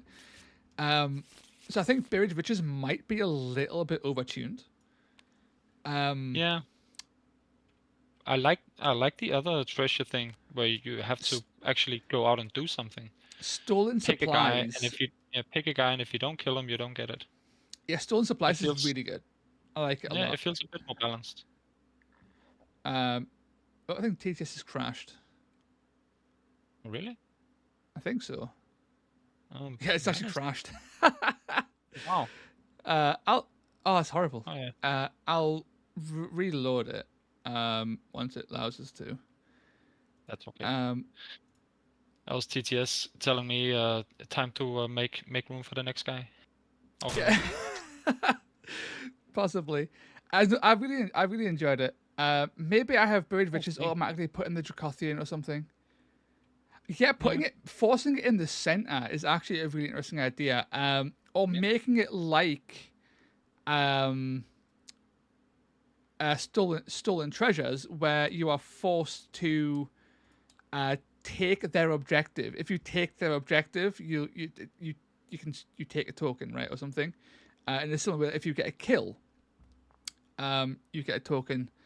with the stolen treasures one. So maybe there's definitely ways around it, but I think currently it's really, it happened in our game as well, Eitan, where I don't think you pulled Buried Riches. I did, and I got a big old chunk of points on the last turn. And 3 points is substantial when the majority of the objectives are objective based, right? And when they're objective based, they're only scoring 1, so it's a huge swing. But other than that one potential tweak, it was a lot really of fun. fun. Thoroughly Really enjoyed like that it. game. Again, Two thumbs up and a big old smile. It's very dynamic. Yep. Very dynamic, which I'm all for. And it didn't take too long to set up. Again, it's not perfect. I think I went from memory here. I think I got the deployment names correct. I think. But it was a lot of fun, and I am stoked to play more of it. I will quickly clear the board. And again, we played a fairly elite warband, so another. It was unintentional. Blood Kings picked Black Talons, so he's capped at 5. Let's be fair. I thought he had some. So he had extra guys. He had 7. I swapped think, overall. out the I was not gonna say dead weight in Black Talons, but I swapped out the more less impactful units. Yeah, so it was 7v9. So I had a pretty fast moving, because I had a bunch of skinks and stuff. Fast moving warband to his slower moving warband that was smaller, and it was super close again, which was really good. It wasn't quite as extreme as 6 versus 11 in our first game. That was extreme, yeah. But again, just despite the 2 model difference, is still quite substantial. It's still like, borderline horde to borderline elite. Like, well, it felt great, I think. So that is rather wonderful. I believe I had someone else booked in for game 2. All right. I'll take my leave then. Yeah, but dude, again, Blood Kings, thank you once again. One, for being a fan, for watching the streams. You are a regular in the streams, and it's wonderful to see you pop up and natter in the stream. But also jumping on and having a good old brawl on a new game mode. So that was wonderful. Yeah, really fun. I enjoyed it. Yeah. Looking forward to the next one. Yep. So guess I'll see you around. I'll catch you in a bit, dude. Bye-bye. Bye. Okay, so I got a fair few people who are into playing today. I will drop some messages to them. Eitan, you're around. Are you available potentially to advertise your own game on stream? No pressure, no pressure.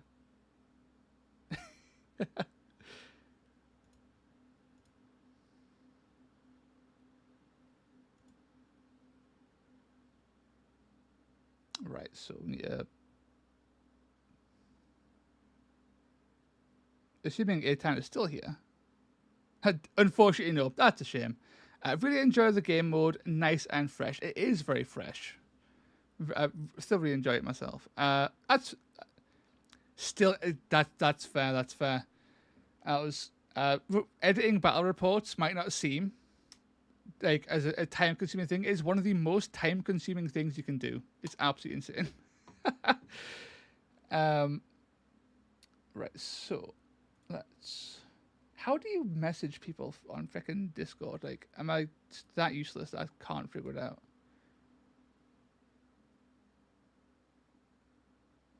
Apparently not. Are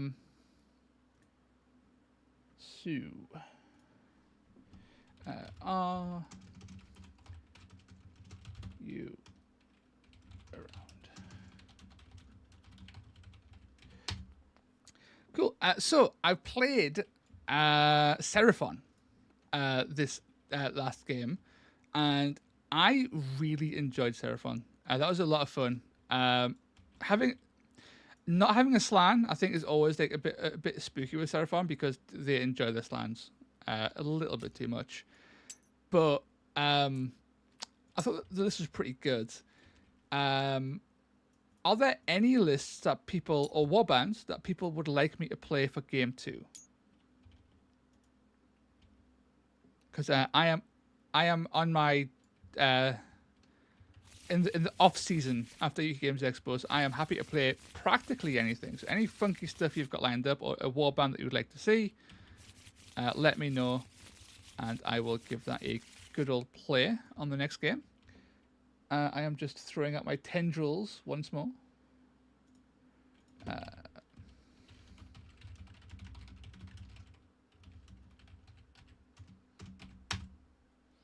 And of course, if anyone on stream wants to dabble in a game, then hit me up in the comments as well, and we'll do just that. In the meantime, I'm going to keep this board as is because it's all set up and ready to go, basically, for the next game, which is very handy. Ooh, the smaller lizard men, then you can flex the bird bombers. Honestly, I really enjoy in the Seraphon. So I've got a video coming up, spoiler, on Monday, going over Seraphon. Brave enough to play some Idoneth. I've played Idoneth and they were surprisingly okay. I am definitely brave enough to play them again because I actually quite enjoy them. And with the new stuff coming out, they might come to Warcry, and that could herald a remake or a rebalance on Idoneth, and they could become the new hotness. So, if I play them early, it means that if I play them now, it means I was there first before the potential buff, right?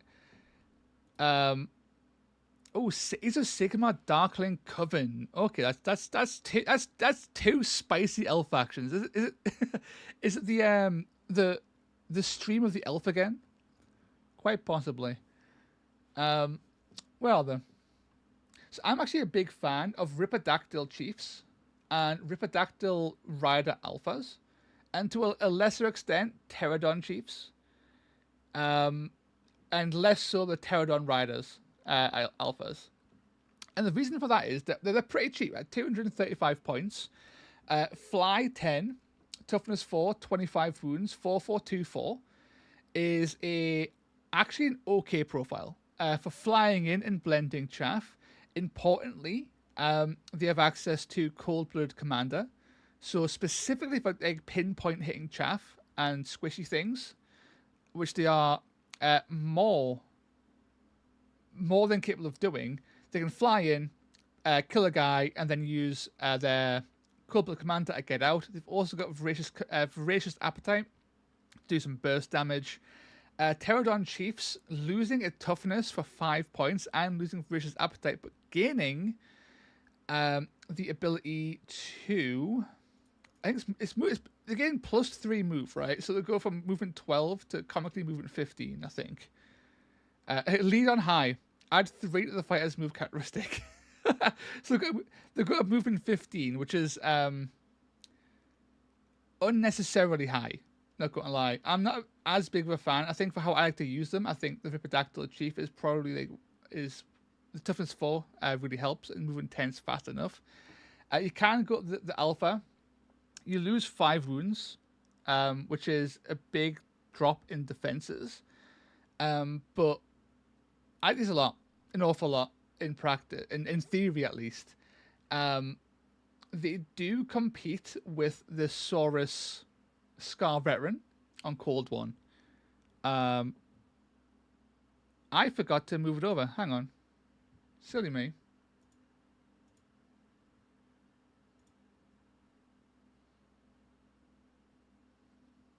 Whoops. I've broke it slightly.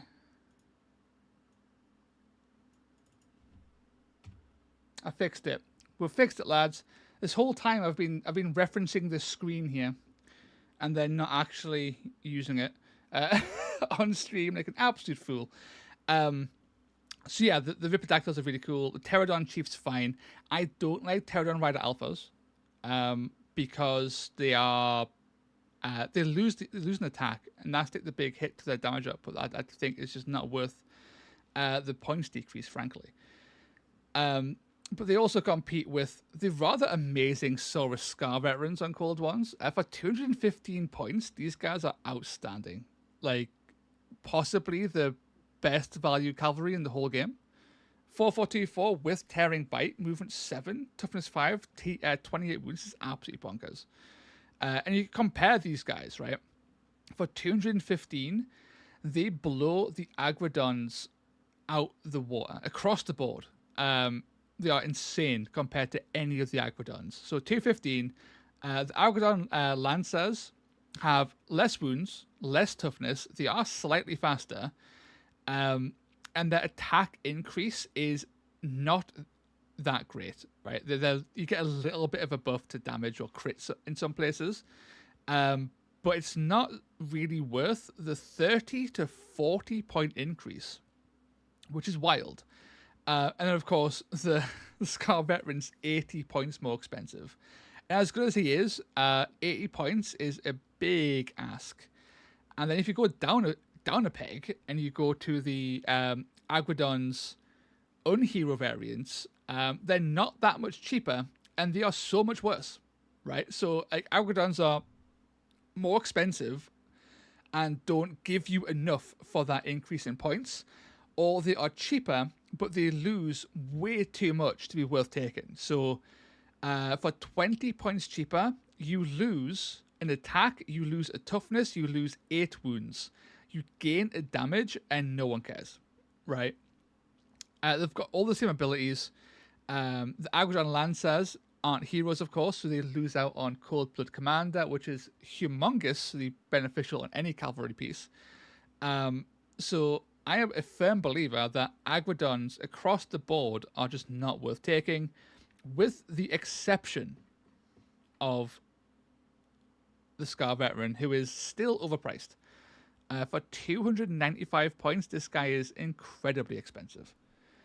A vote for Gits, some bounders or hoppers. I played Gits not too long ago, so I am going to veto that one a little bit. Let's have a look at the dark. What do Darkling Covenants do? I can never remember.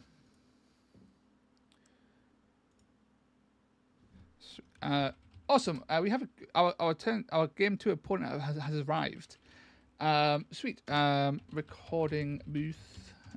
Just hop in whenever you are ready. Sweet. They should have just gotten rid of Cold Ones in the Lizardman update. Yes. Oh my god, yes. It's painful how bad the Agrodons are when compared to the Cold Ones.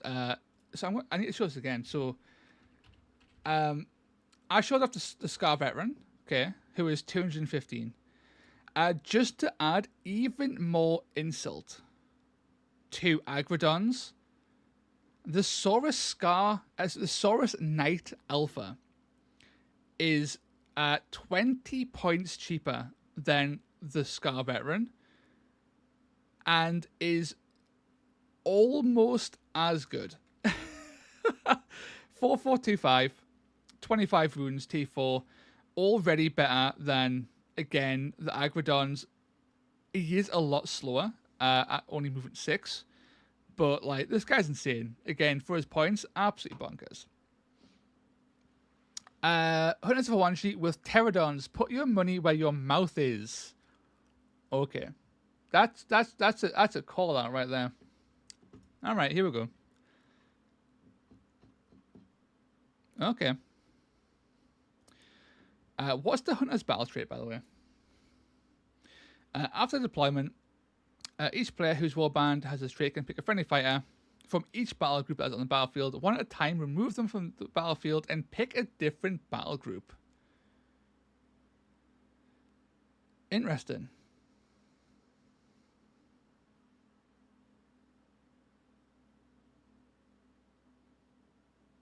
I imagine that Hidden Hunters has some absolutely bonkers play involved in it somewhere.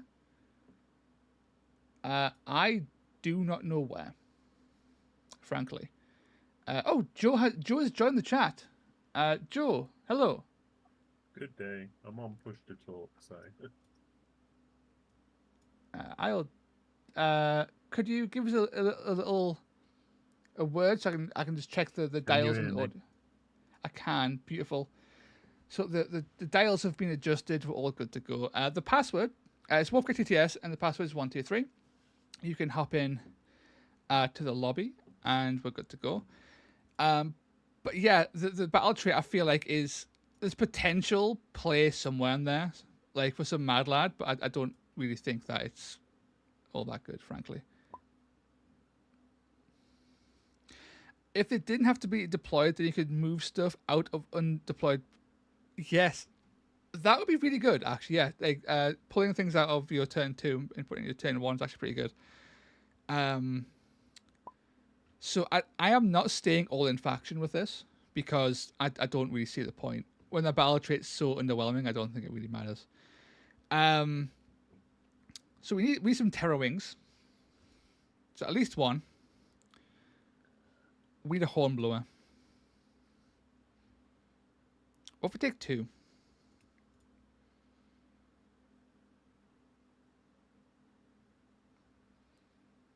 Okay. Joe, what are you running today? Let's say orcs. Orcs. Oh, okay. We've got some green skins coming on. Okay, so I am.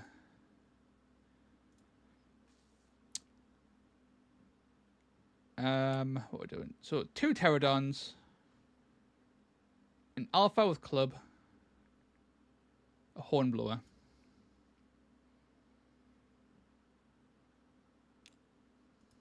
How many Huanchi's Claw can we fit in here? Before it gets a bit silly. I'm going 12. Like, I'm not against that in theory.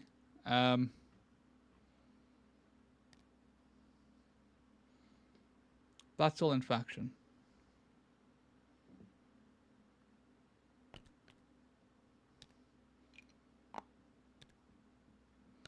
Itan, you are the master of Hunters of Hawanchi. Help. If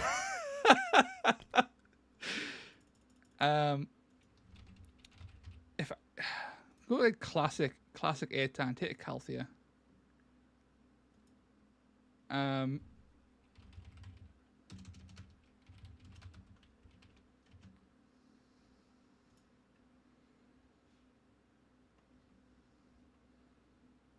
I do like the Huanchi's Claw.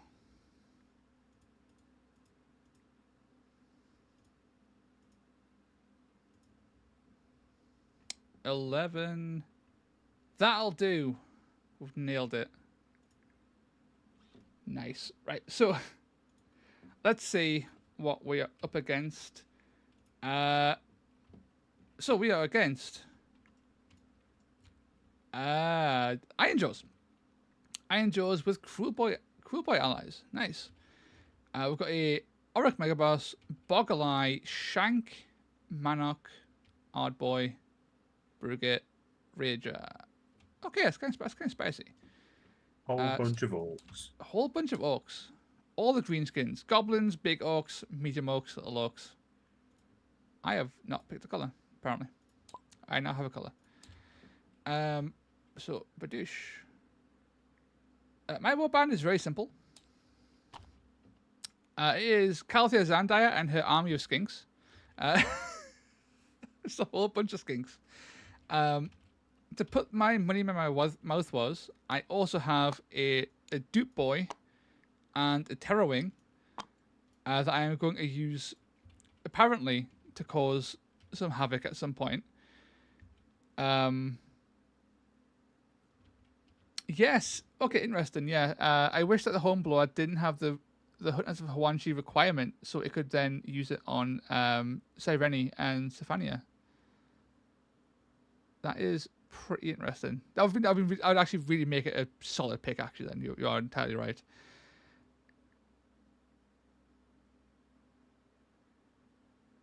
You're either a super tanky piece to hold up the area of the battlefield, or something massively damage. I didn't do either of those things. I took a Calthea Zandaya, so I've already failed at the first hurdle there. Gorgai, chip damage from the Huanchi units unlocks Bathe in Blood. Yeah, a Gorgai would have been great as well, actually. Oh no.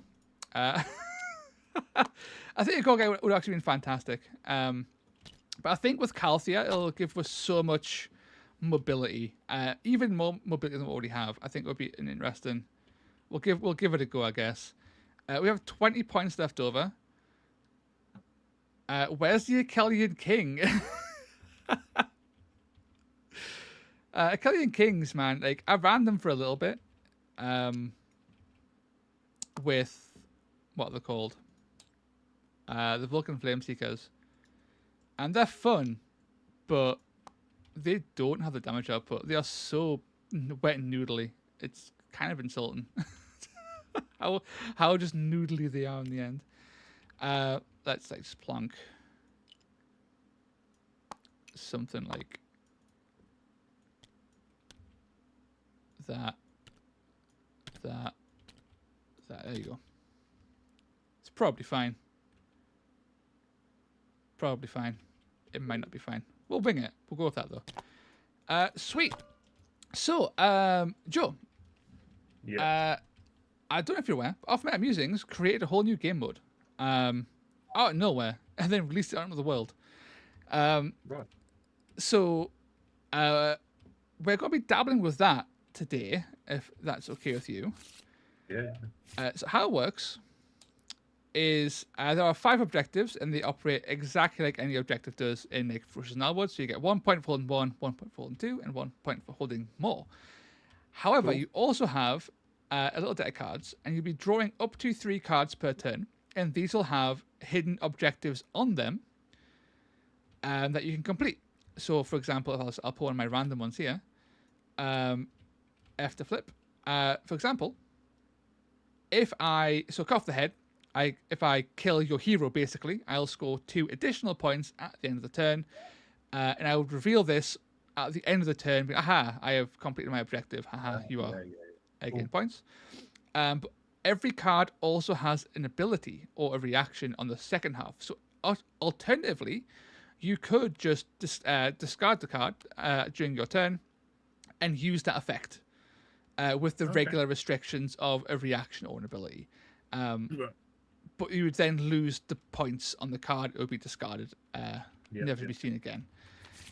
There's also twists, and there'll be a twist flipped every single turn, which would give advantages to the person who is behind that vary over the course of the game. And finally, the deployments, I have them somewhere, because this is not a officially supported TTS thing yet. There's a little bit of winging going on. So the deployments, the daggers are these forward deployments. These will come on turn 2.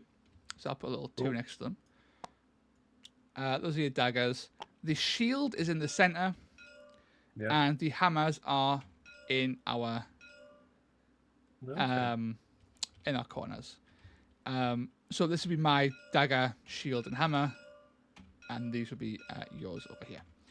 Okay. And other than that, it's a regular game of Warcry. So let's roll to see who deploys first and all of that good stuff.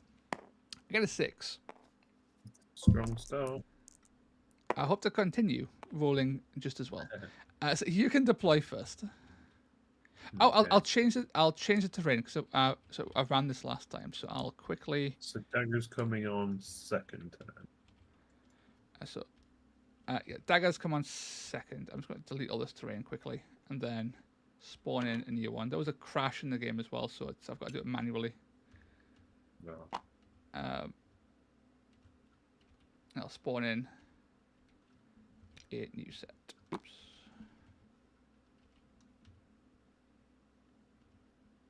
That's everything. So we'll quickly clear that. be set and fill.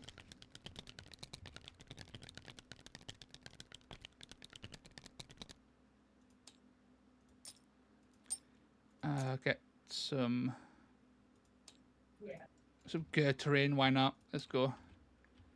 Let's also apparently break the board slightly, so let's delete that. There you go.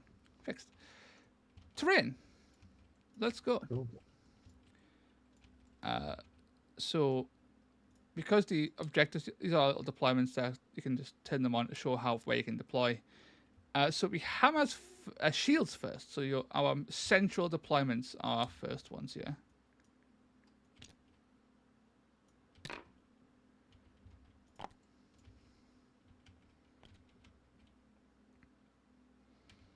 I gave her Calthea +1 strength.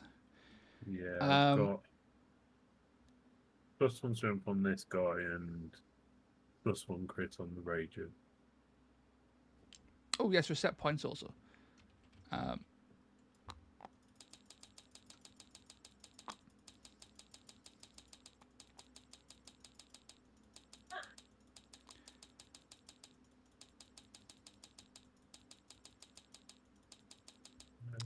There we go. Yeah, shield set. Shield all set. So we have your a sticker and a Manok. Okay. See, I don't think Calthea is bad. I think Calthea is actually going to be surprisingly good in getting me to throw more spears to weaken his very tough guys, so the Terror Wing bomb actually works. See, we need as many spears as possible thrown, so Calthea assists with that. Something like that would be fine.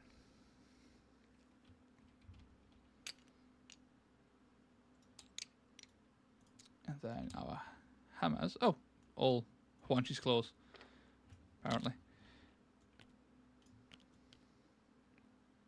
There you go. I am set. I can't fit all my guys in a nice little ring, so one guy I think will have to be a bit further back. There we go. Yeah, I know the Killing King's bad, but every chance for my beloved Idoneth has to be taken. If I get a sneaky third game in, I'll definitely run Idoneth, and we'll take the Killing King. We'll go for it. Cool. So we're all set up. We flip 3 cards from our personal decks each.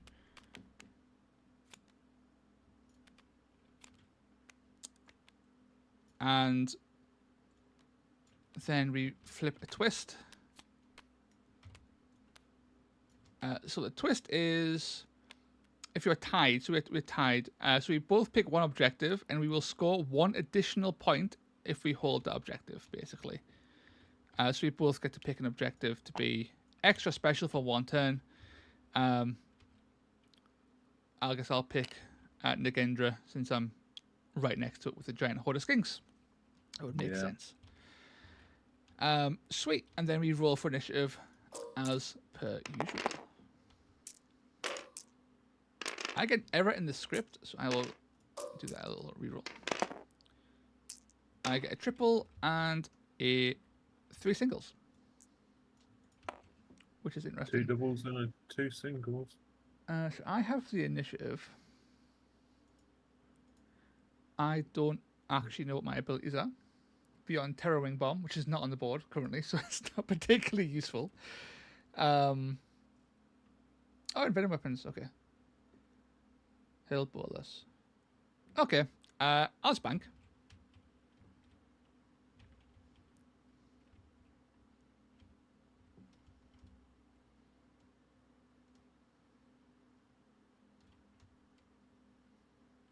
Okay.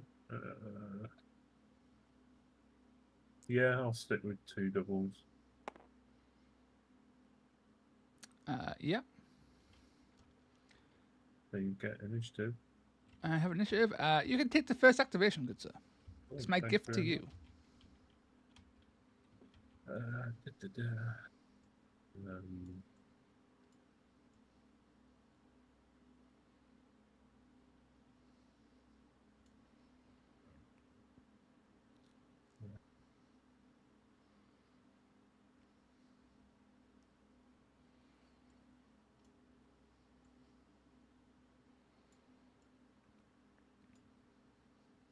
Okay.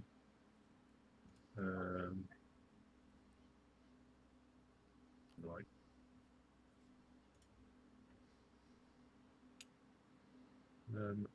This orc will move twice. Yep.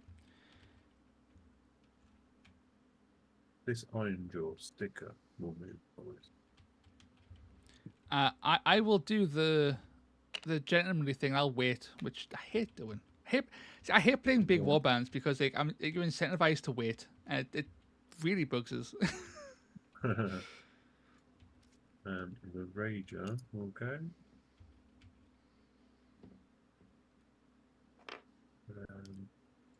And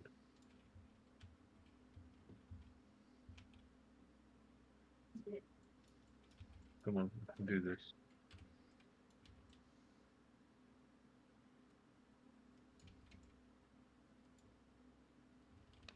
There we go.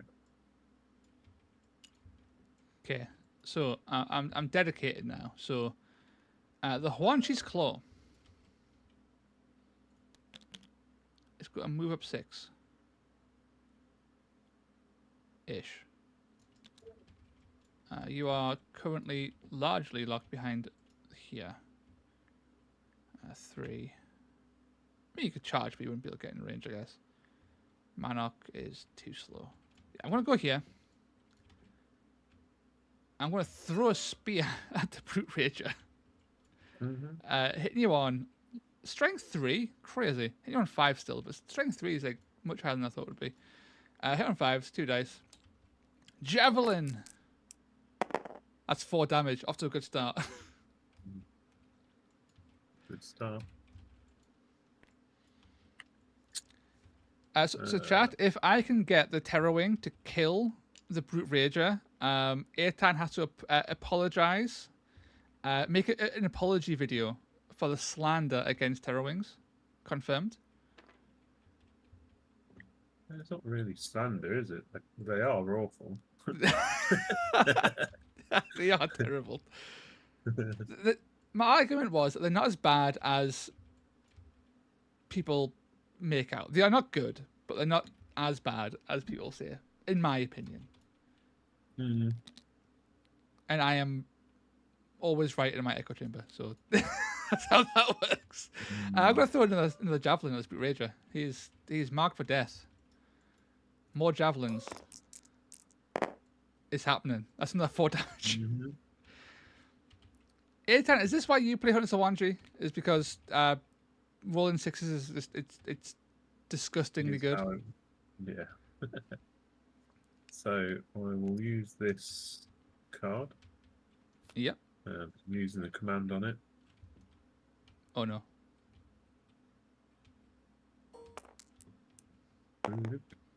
5 inches is good. I think I made a mistake. Terrible. The pun.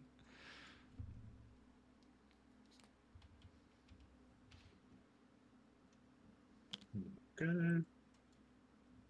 And then he'll move.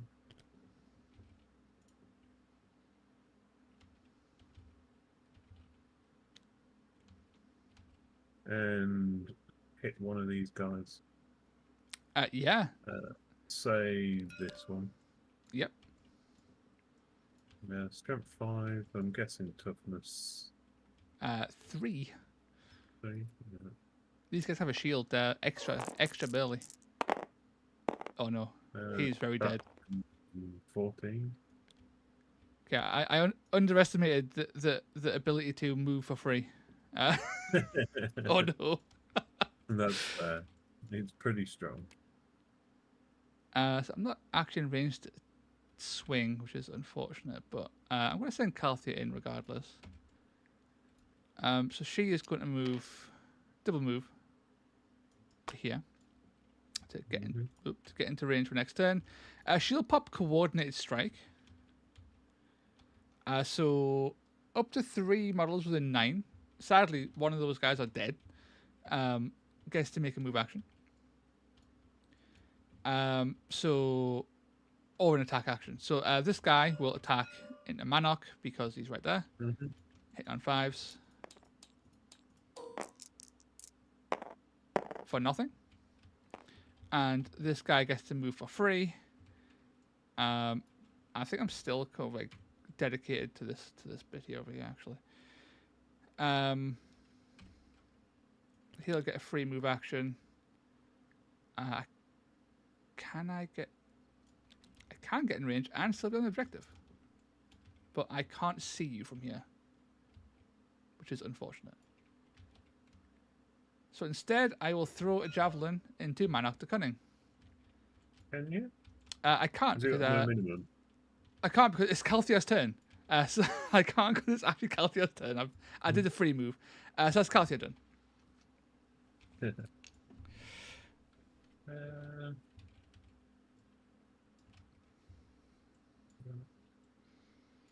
So much. Push.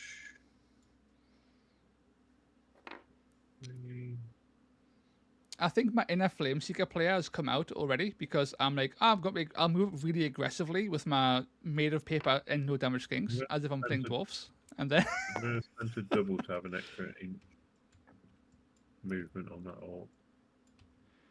Yep.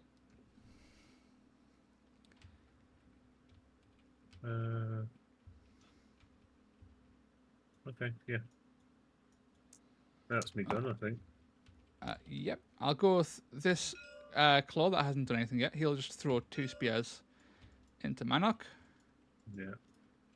I'll fast roll, I guess. Hit on 5s.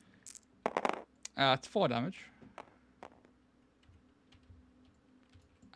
Then this guy will go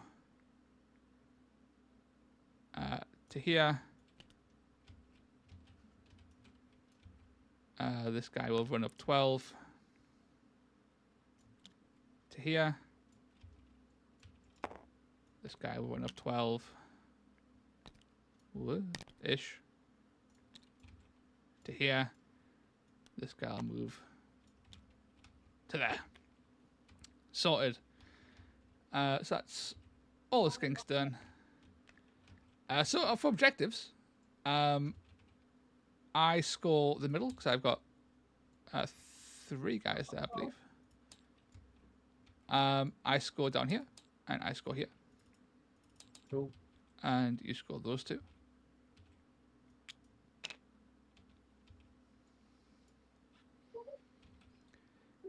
So I score 3 points on primary.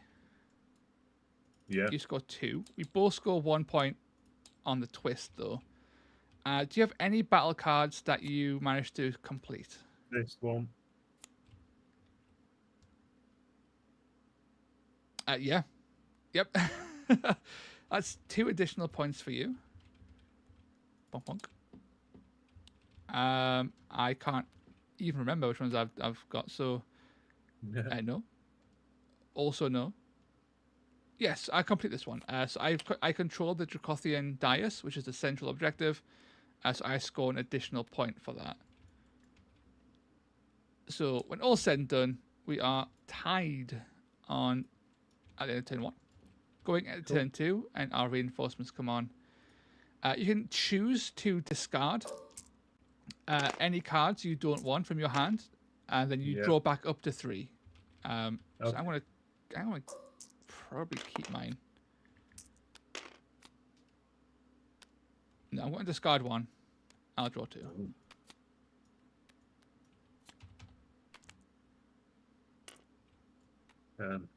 I've got a quad and a double. That's terrifying. I have a double, 2 doubles, in fact, sorry.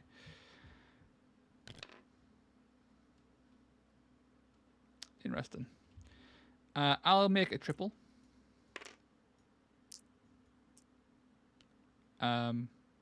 I have another one of those. I'll make a triple, and I think I'll bank 1. I'm not going to do nothing. I'll just bank 2. Yeah, it's kind of spooky. And I get my reinforcements coming on. I'm concerned the Terrorwing or the Hornblower are going to die before I can do the combo. because there's a rager right there. So I'll put a sacrificial chameleon skink alpha. Try and body block the best he can. That's me deployed. That's me deployed. Excellent. I'll go with Calthea Zandai first. Okay. Why not? So Calthea, she'll attack into Manok the Cunning. Mm-hmm. Got to try and cut this bloke that size. I get 5 attacks. I'm strength 5 currently. So hitting you on 3s. Do you wish to react?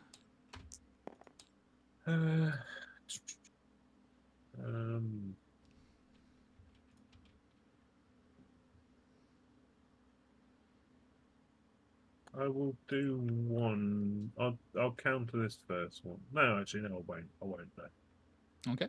No. I do 12. I take I take 2. What are you countering? Sorry. No. No. And then I'll swing again. Do you react? No, not doing nothing. Okay. That's a 10. Leave them on 2.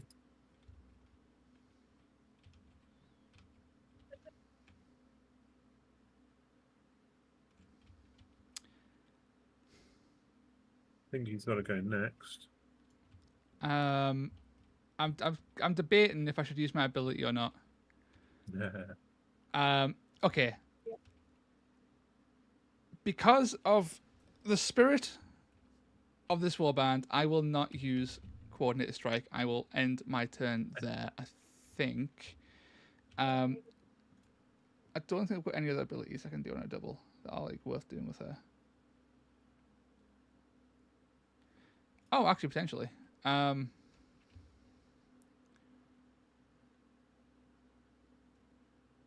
you have any abilities that are dependent on dice value? I don't think you do. No. Nah, that's fine. She's done.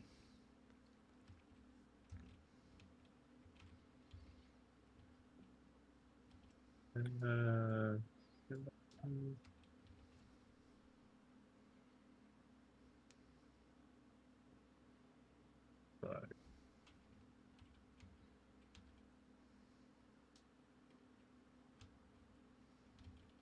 I'm going to use Manok. Yep. I'm going to play this card for D6 heal. Ooh, okay. 4.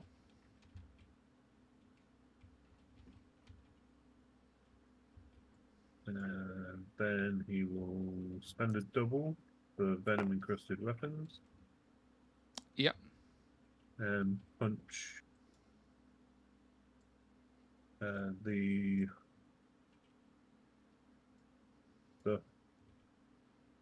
closest claw dude. Okay, okay. I will. When does slippery get declared? Oh, after I've taken damage. So I will not react until I get hit, I guess. Okay. First guy. 9.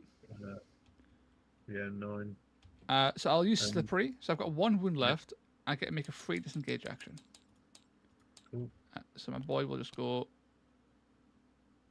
back to here.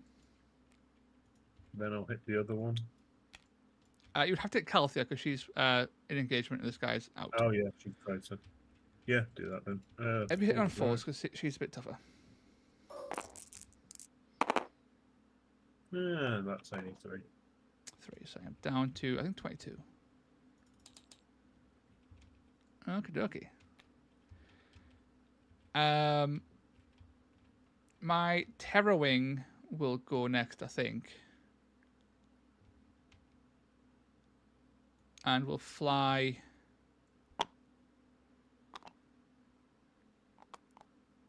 17 to here, I think. I'll just double check.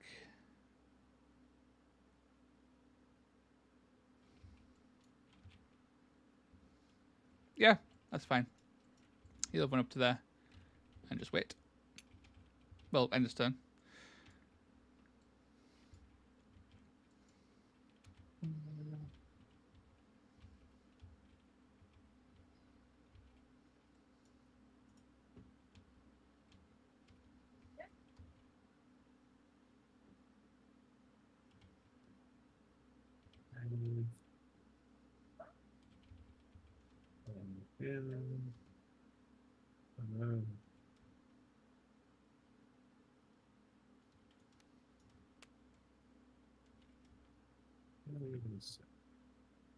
Yeah.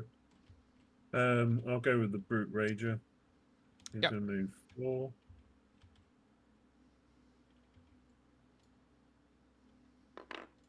He's going to hit the Chameleon Skink with Moonstone Club.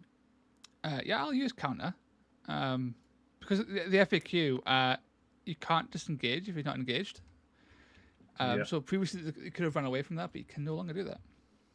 Well, So you'll counter. yep. Hey. So, I am down to 6. And I think you took 2. 1 damage. Sorry. Yeah.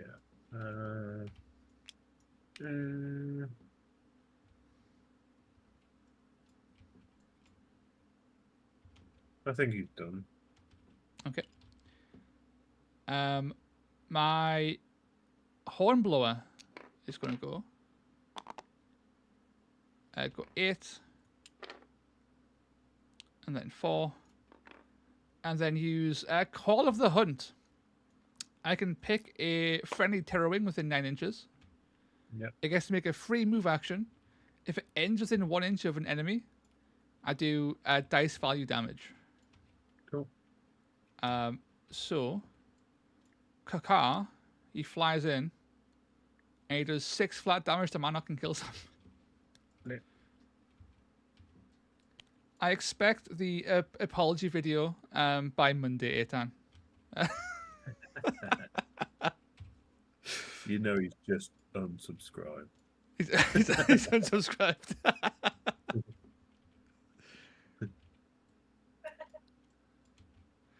And dislike video. And that is them all done, so it's all you now. Cool. Let's have a quick look at these. Heinstein, let's go!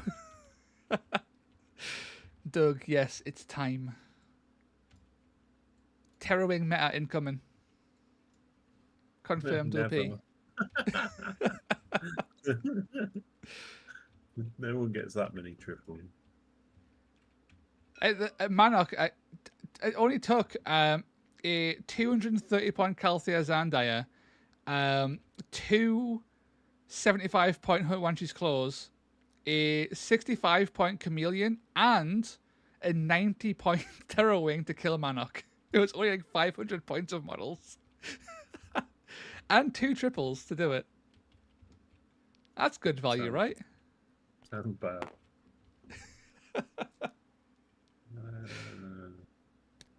He's going to move there. He's going to use the quad because I'm being lazy. Yep. Rampage for 3 more inches. Team effort. I'm going to murder that creature. Very likely. I will do nothing and see if I live. I live. I will use Slippery to then skedaddle away. I'm on 2 wounds.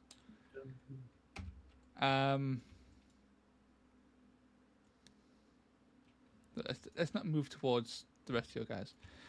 He'll move 3 inches directly away. Yeah. There we go. And then he'll move.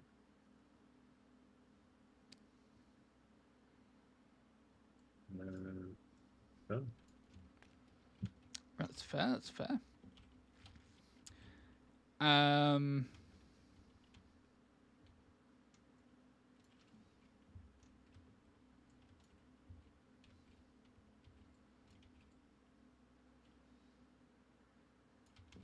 I will go with my Huanchi's Claw over here. He will move up onto this objective. Let's actually get a move to like here, and then throw a javelin at the sticker. Yep. Hit on 5s. No. Reliable javelins, always doing 4 damage. And that is him done. Oh, these tokens are from last turn.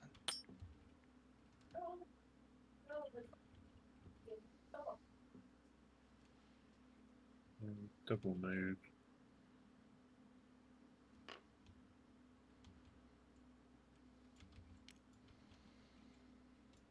I will go with this Huanchi's Claw. He will also move to about here, and he'll throw a javelin at that odd boy. Hit on 5s. Every time, apparently. Yeah. Did we twist this turn? No. I think we forgot. So we'll abandon the twist this turn, and we'll do it. We'll do it next turn. If we just have a random card anyway. Hmm? So I don't think it does. We'll flip it. We'll see what happens. Because We're tied anyway. So if we're tied, the player without priority gets to pick one. So I had priority, so you get to actually pick one of these 2 effects to take place, I think.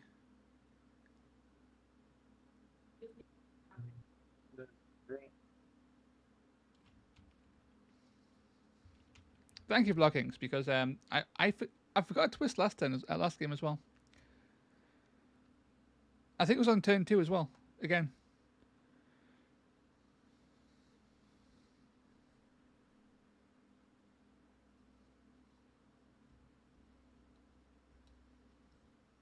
Noble rot, I guess.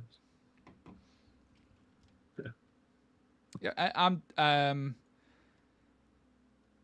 Let's say I'll have eroding miasma, and I'll say I put it onto Manok. There you go, sorted.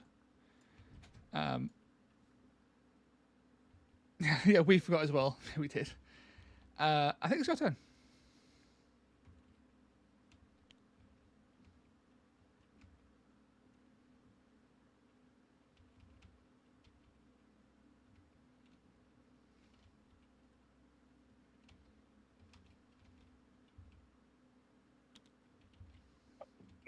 Move in there. My Huanchi's Claw is going to disengage. Continue the long retreat.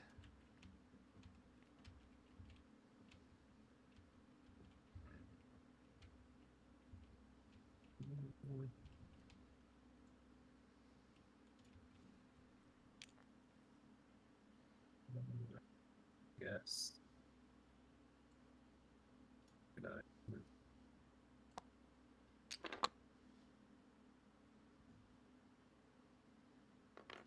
Check there. Okie dokie.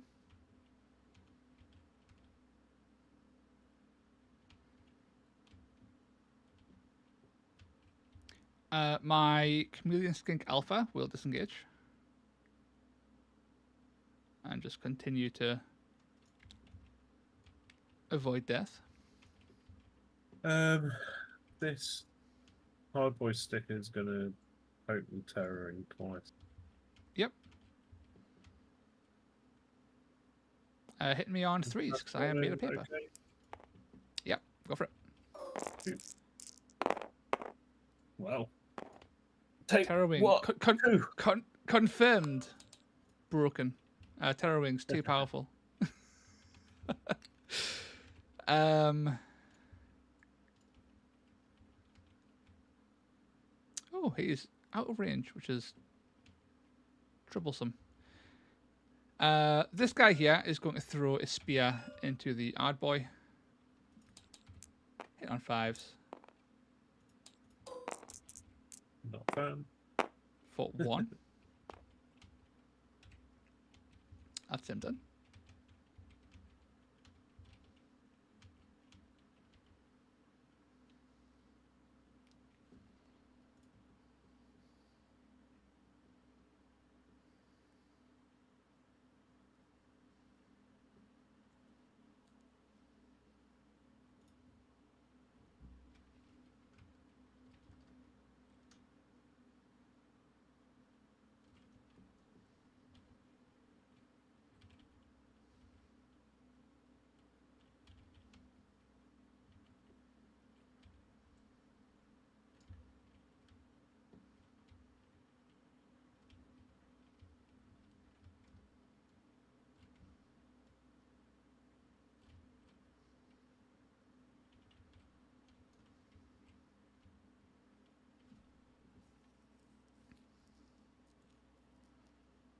Yeah.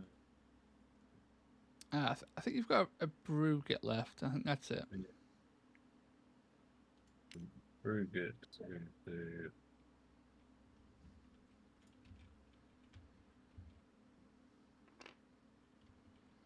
Yes, it did. Right. So if we go like 4 there, and then that's too far. So this Huanshi's Claw is going to move 4.7, 1.3, and then 6. And that's him done. And this last Huanshi's Claw is going to move into range to throw a javelin. He'll pop envenomed weapons, which is just my version of your thing. Yeah. Just with less letters. And he will throw. I believe it only works on 1 attack action, not both. Yeah.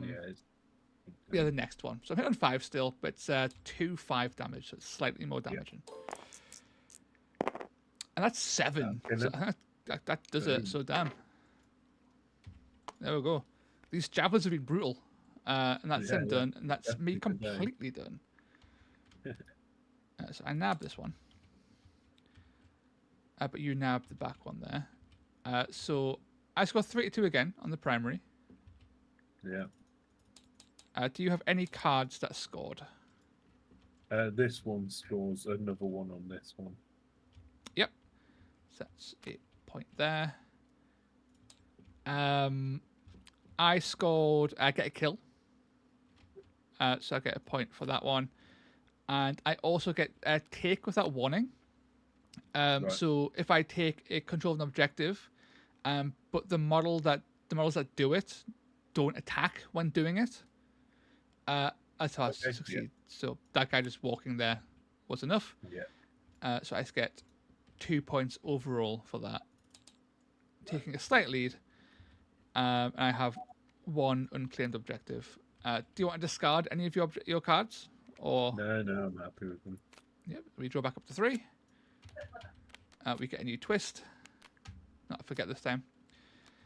The life spring. So you have the advantage because you have fewer points. Pick an objective on the battlefield that becomes a life spring. Each player scores 1 extra victory point at the end of the battle round if they control the life spring. In addition, at the end of the battle round, all fighters heal D3 if they are on the life spring. Let's make this the life spring. Okie dokie.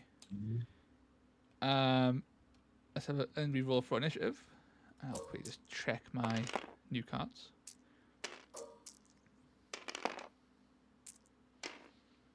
That will never ever be taken. I don't think I could ever complete that one. So that's interesting. Okay. Interesting. I got 2 doubles and 2 singles this turn. Cool. A double and 4 single. So you have initiative, and you've got 3 wild dice. Yeah. Do I need a trip?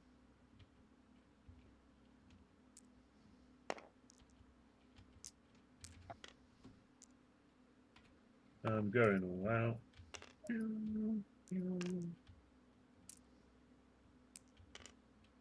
There you go. Okay. Triple, 2 doubles, and 2 singles. I'll make it triple 4. And I'll bank a dice for the next turn, I think. That should be fine. I rolled a 2. Ooh. I get a 5.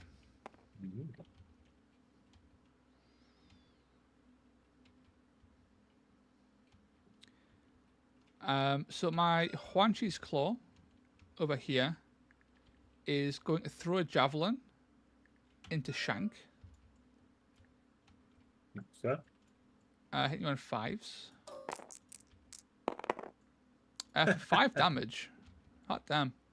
That's unnecessary. The temptation to throw another javelin is incredibly high now. But I think I need to not do that. Instead, move 6. If I make 7 away from you, right? That should theoretically be safe. Move, charge, right, yeah. That should be safe from being attacked, in theory. Okay. I'll keep a foot on the objective, but we'll do that.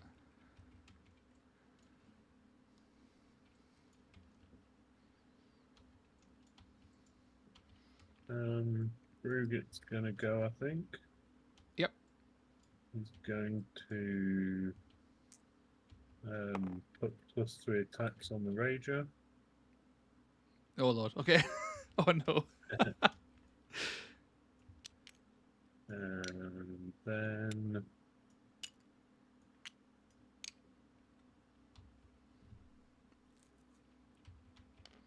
move there. Yeah. Actually, you can move twice. Yeah, he'll still just move there. That's close for him. Okie dokie.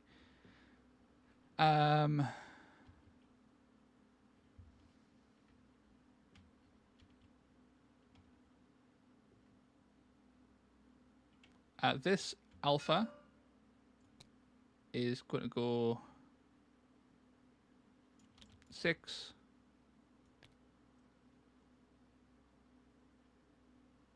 6. That's him done.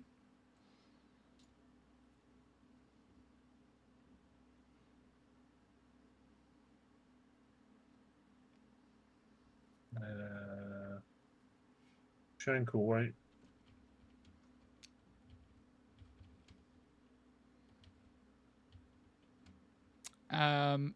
My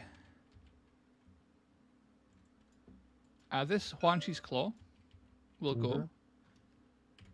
He'll just take a cheeky step forward and then throw a javelin into the Brute Rager. Yeah. What's the worst that could happen? 5s for nothing. That is the first one of them. Yeah, they've always done something. Usually Shank 4 damage. will finish activation.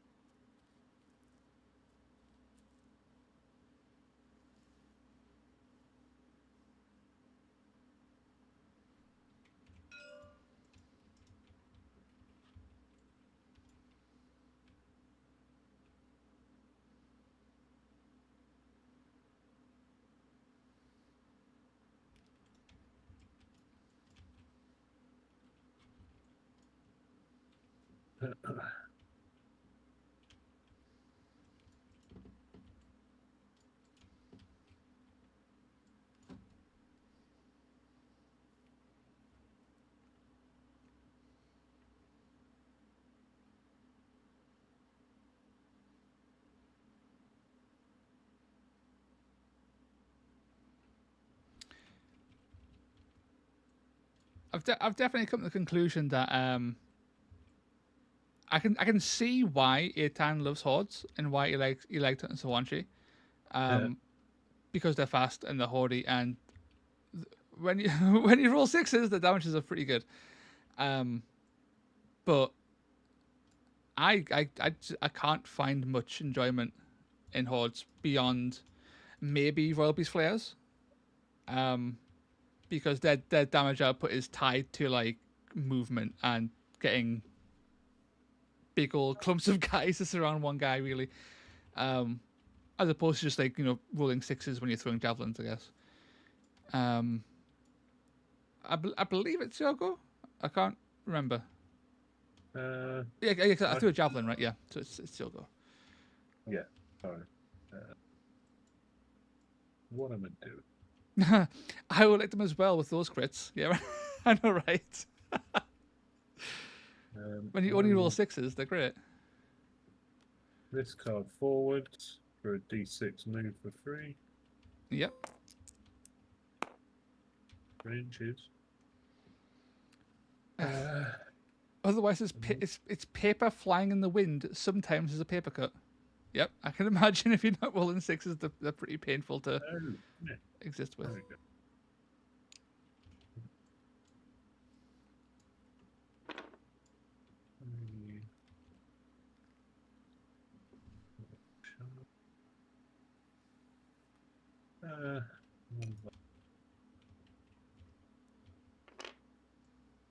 That's fine.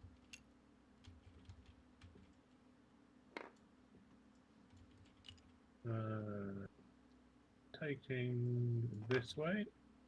Yep. Then I'll move 4.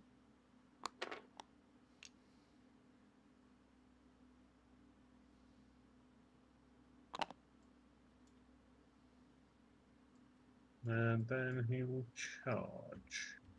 Okie dokie. He's going to take some damage, I imagine, for running over the spike. Oh, he's getting stuck in there, right? Oh no. He's on his way. Put you down, put you back where you live. Move. Then he's charging.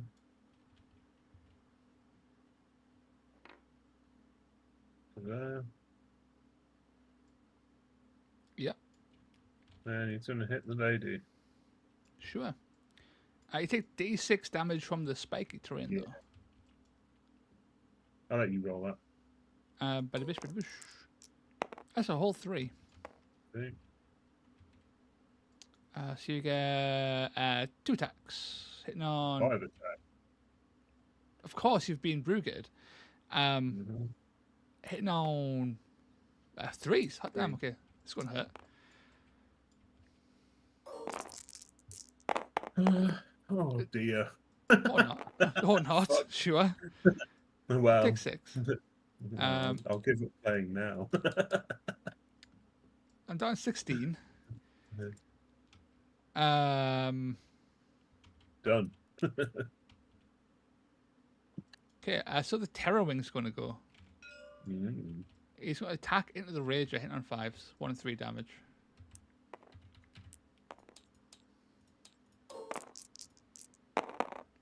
Sure. He does 4 damage. Why not? Just why not at this point, right? Yeah. How does Call the Hunt actually work? Do I have to move? Yes. Yeah, I have to make a move action, so I need to disengage to do that. So I'm going to disengage. To here. Like so. Over to you.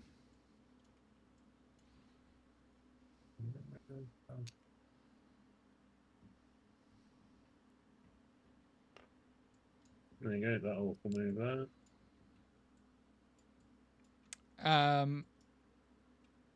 The Huanchi's Claw is going to throw a javelin.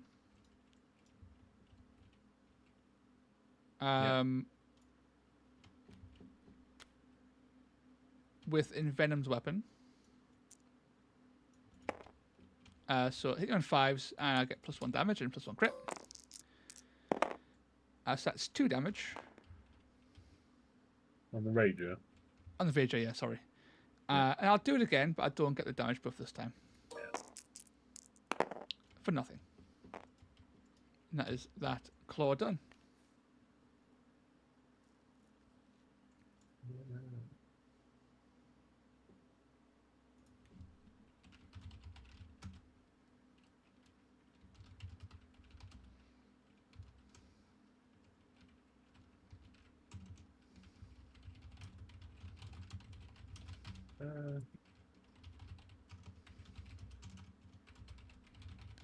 Boggle Eye will just retreat to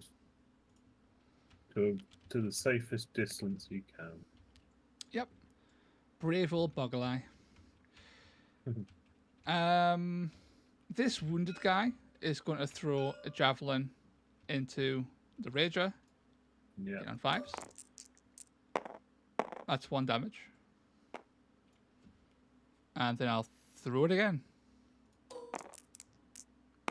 For nothing. You're done. War boss, I guess. Right, I don't think it's going to get anywhere.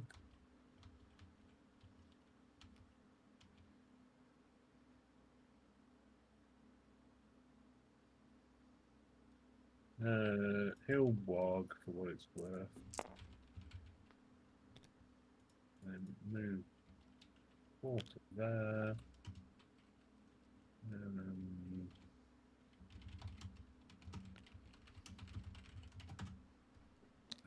We need to change position.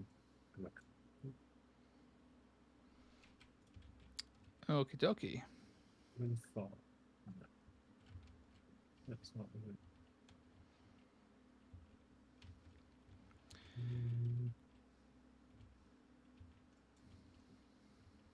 Go on, another move. We've got what?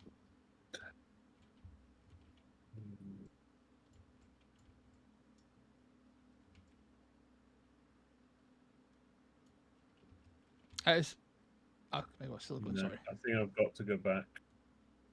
Okay. It's going to be clever, and then I'm just like, no, you just got too many dudes that are fast. Yeah. And done. Do the things. Oh, you're all done now, aren't you? Okay, so it's all me now. Pressure's on. Not really. Need to do cool things now. Only cool things going forward.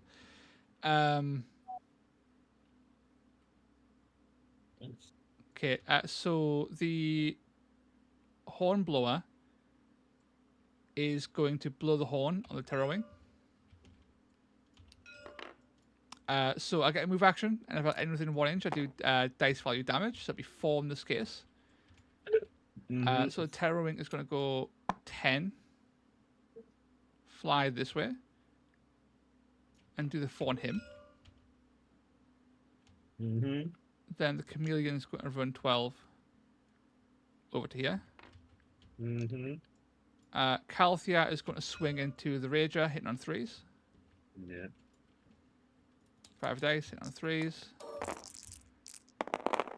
For 6. Yeah, that does it. Then Calthea will move her 5 in this general direction, I think.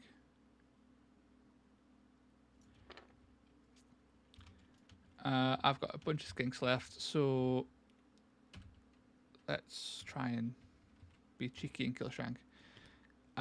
This one moved over to here.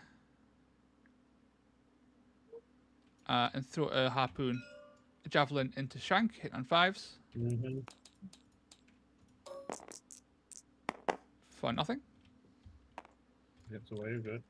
And then this guy will do a similar thing. So he'll move to here, and we'll throw a javelin into Shank. For nothing. And that, I think that's everyone done. Yes. So I managed to swipe that one. Scoring 3-1 on turn 3.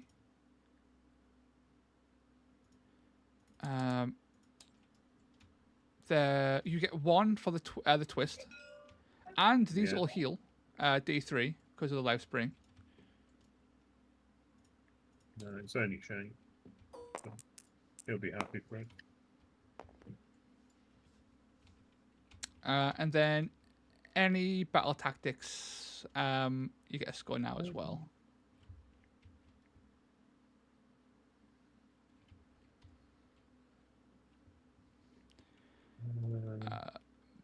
I score Behemoth Dais for 1 because I reclaimed that one. I score Reclaim the Dais because I took the Behemoth Dais and that was already yours. Mm-hmm. And surprisingly, I also got Do Not Waver, so I got a kill and none of my guys died this turn. Yeah, good job. So I scored an additional 4 for that one.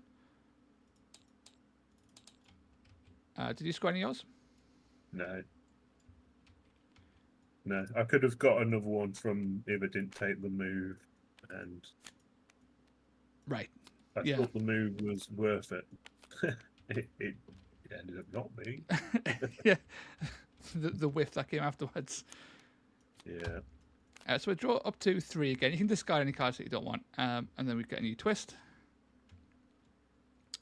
Grasping Vines, you get to pick one of my models and give me -2 movement on that model.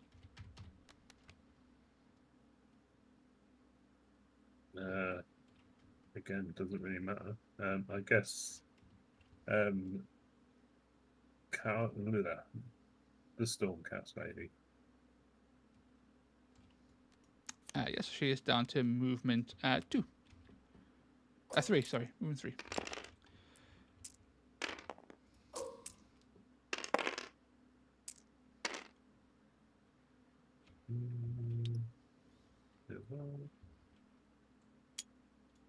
Blood Kings and Fly.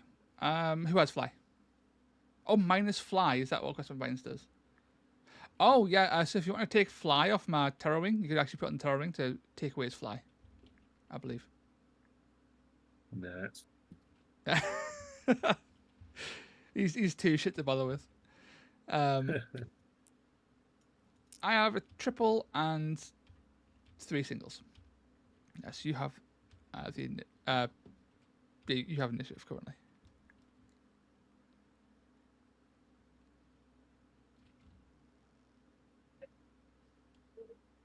Okay.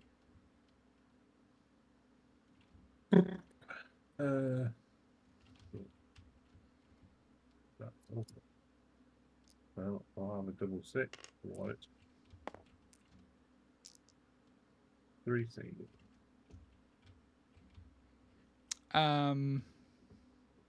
What's my quad?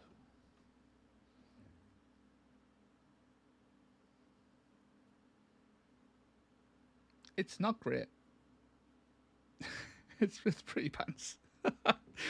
I will make a double.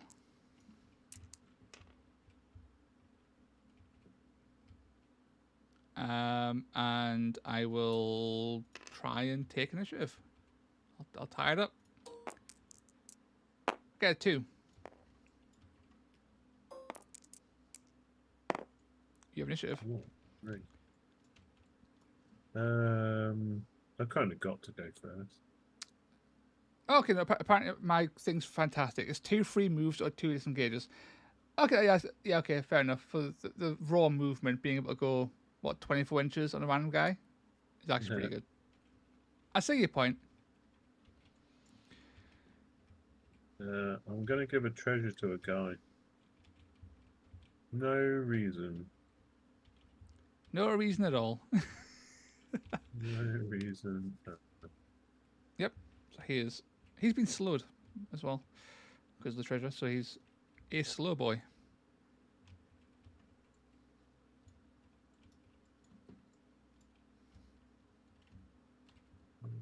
Let's try that. Got double. Right.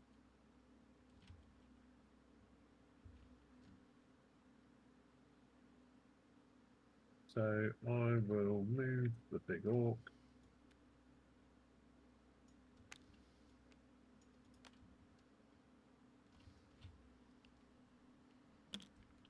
And then Oh he's lordy, gonna here he comes. charge. You need to carry them onto a tape.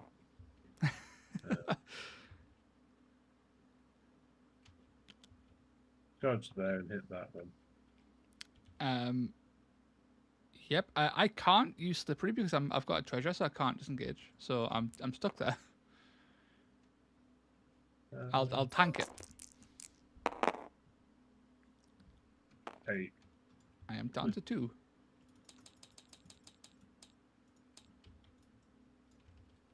Okay. Calthea will go. She'll use the forward to victory.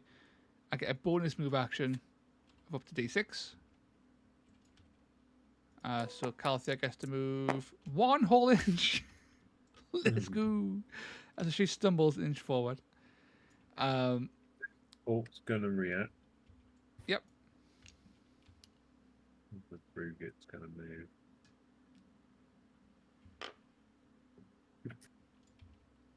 Okie dokie. And then Calthea will then move normally to get into combat, and she'll take a swing at this odd boy hit on 4s. Do you wish to react?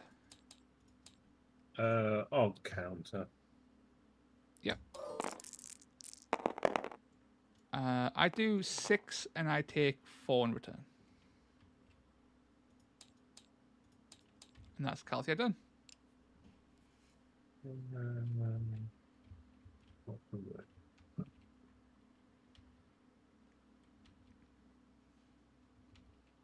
Right to him. Which is it?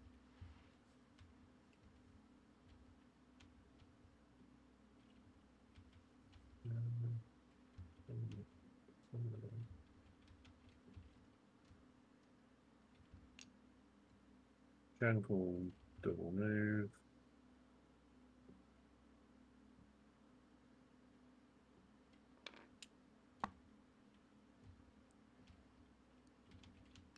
Yep.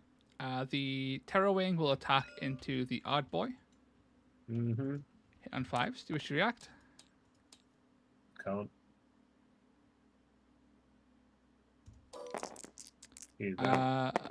For nothing. And then he will disengage. Cool. That's him done. Bruget will go. Gonna go there and hit the Terror Wing for what it's worth. Yep.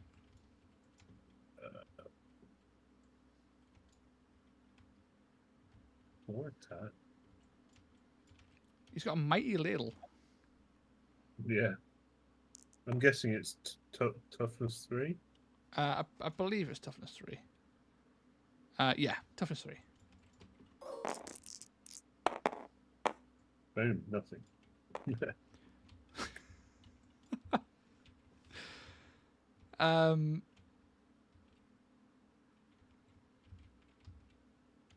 Yeah, this guy's going to throw 2 spears into Shank. Yeah. So hitting you on 5s. For nothing. Over to you. I'm going to spend a double to give Boggle Eye plus 1 inch movement. And he's going to move 10.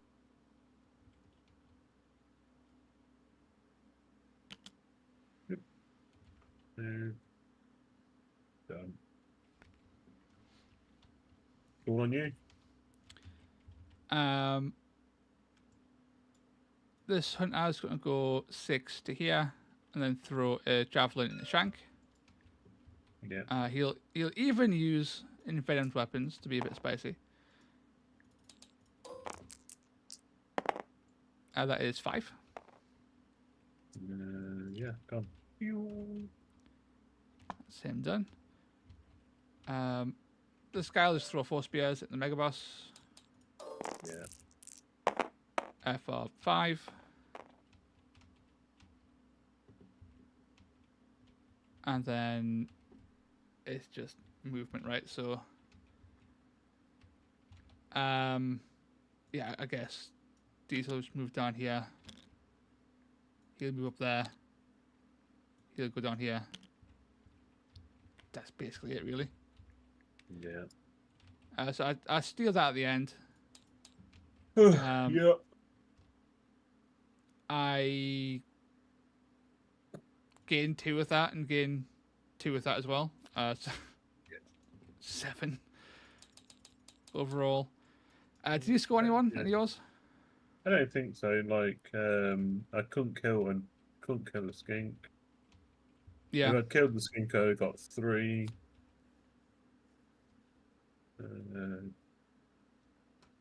I couldn't score the middle, too far away, and I couldn't take the one off you. So, Yeah. I think this. I was hoping to kill that skink, just with a little bit of luck, to be honest. Yeah, I think the Huanchi's claws having 10 wounds and not 8 is makes them deceptively hard to kill. Because the Mega Boss has to hit 3 times or hit and crit on just 3 dice, so that they're quite reliable at just not being killed. Which is a pain in the dick to deal with. This is the 3rd game I've ran with this pack, and this is the only one where it's ended with points disparity this high. They've typically been quite close, but I think it was likely down to 1 dice, well, highly in my favour. But also Horde versus Elite, but it wasn't just that. It was a Horde versus a slow Elite warband. Yeah. So it was I could be everywhere and anywhere, and you didn't necessarily have the movement to catch, and the objectives didn't fall. Didn't succeed in fixing that disparity, because most of the points come from getting kills. But if you can't catch me, kill me, then you're not getting those points back, right? And with like slippery, 10 wounds being deceptive, and then the damage output that I was pumping out as well was tremendously high. Like for the warband. Like you did get quite a lot of crits very early on. Yeah. And not having that minimum range, that kind of sucked a lot. Yeah, like I think it was like turn 2 or turn. I think it was turn 3. Nothing was in combat because I disengaged out of combat, and then I had activation, so I moved one of the guys out of range of being attacked at all, and then the other guy also moved later on, and then I was like, oh well, now no one's in range to even attack this turn, and then it's a case of just like waddling and getting speared, right? So that felt oppressive, but I think that's the standard experience with Hunters for Wanshi, especially the Iron Jaws, is that they just kind of just like dance around and just like piss them off the entire game. So I apologize. That was unpleasant. It's a game's a game in the end, like. Yeah. Don't worry about it. With the somewhat one-sided experience with the mission pack, I believe Aitan's still in the chat actually. What did you think of the game mode compared to a standard game of Warcry? Do you think the cards were interesting? The twists impactful? Like parts of it, I definitely like. Like I like the choosing one or the other. Like either get this or take a bonus something. That was really great idea. Yeah. I hate twists. Like I played a lot of Warcry in the first edition where a twist would either could just lose you the game before you even set your models up. Right. Yeah. But I know there's ways of picking better ones, so that doesn't happen. Yeah. But yeah, like as long as you remember to play them like they're great, I guess. And as long as they're none of the basically auto lose ones. Yeah. No, there's only 6. There's 2 twist decks, and there's 6 twists, and from what I've seen so far, they are all fairly minor little tweaks to help the person who's behind, basically. They need, to be honest. Like some of them are like you only need a little something to try and give you the edge for the next turn, right? Or Yeah, next none of them round. are as bad as Brutal Encounter, where you just lose a whole action on one random guy just to, which is a But one then where I don't even think that's that bad in this variant, because you've got the cards that can work around it.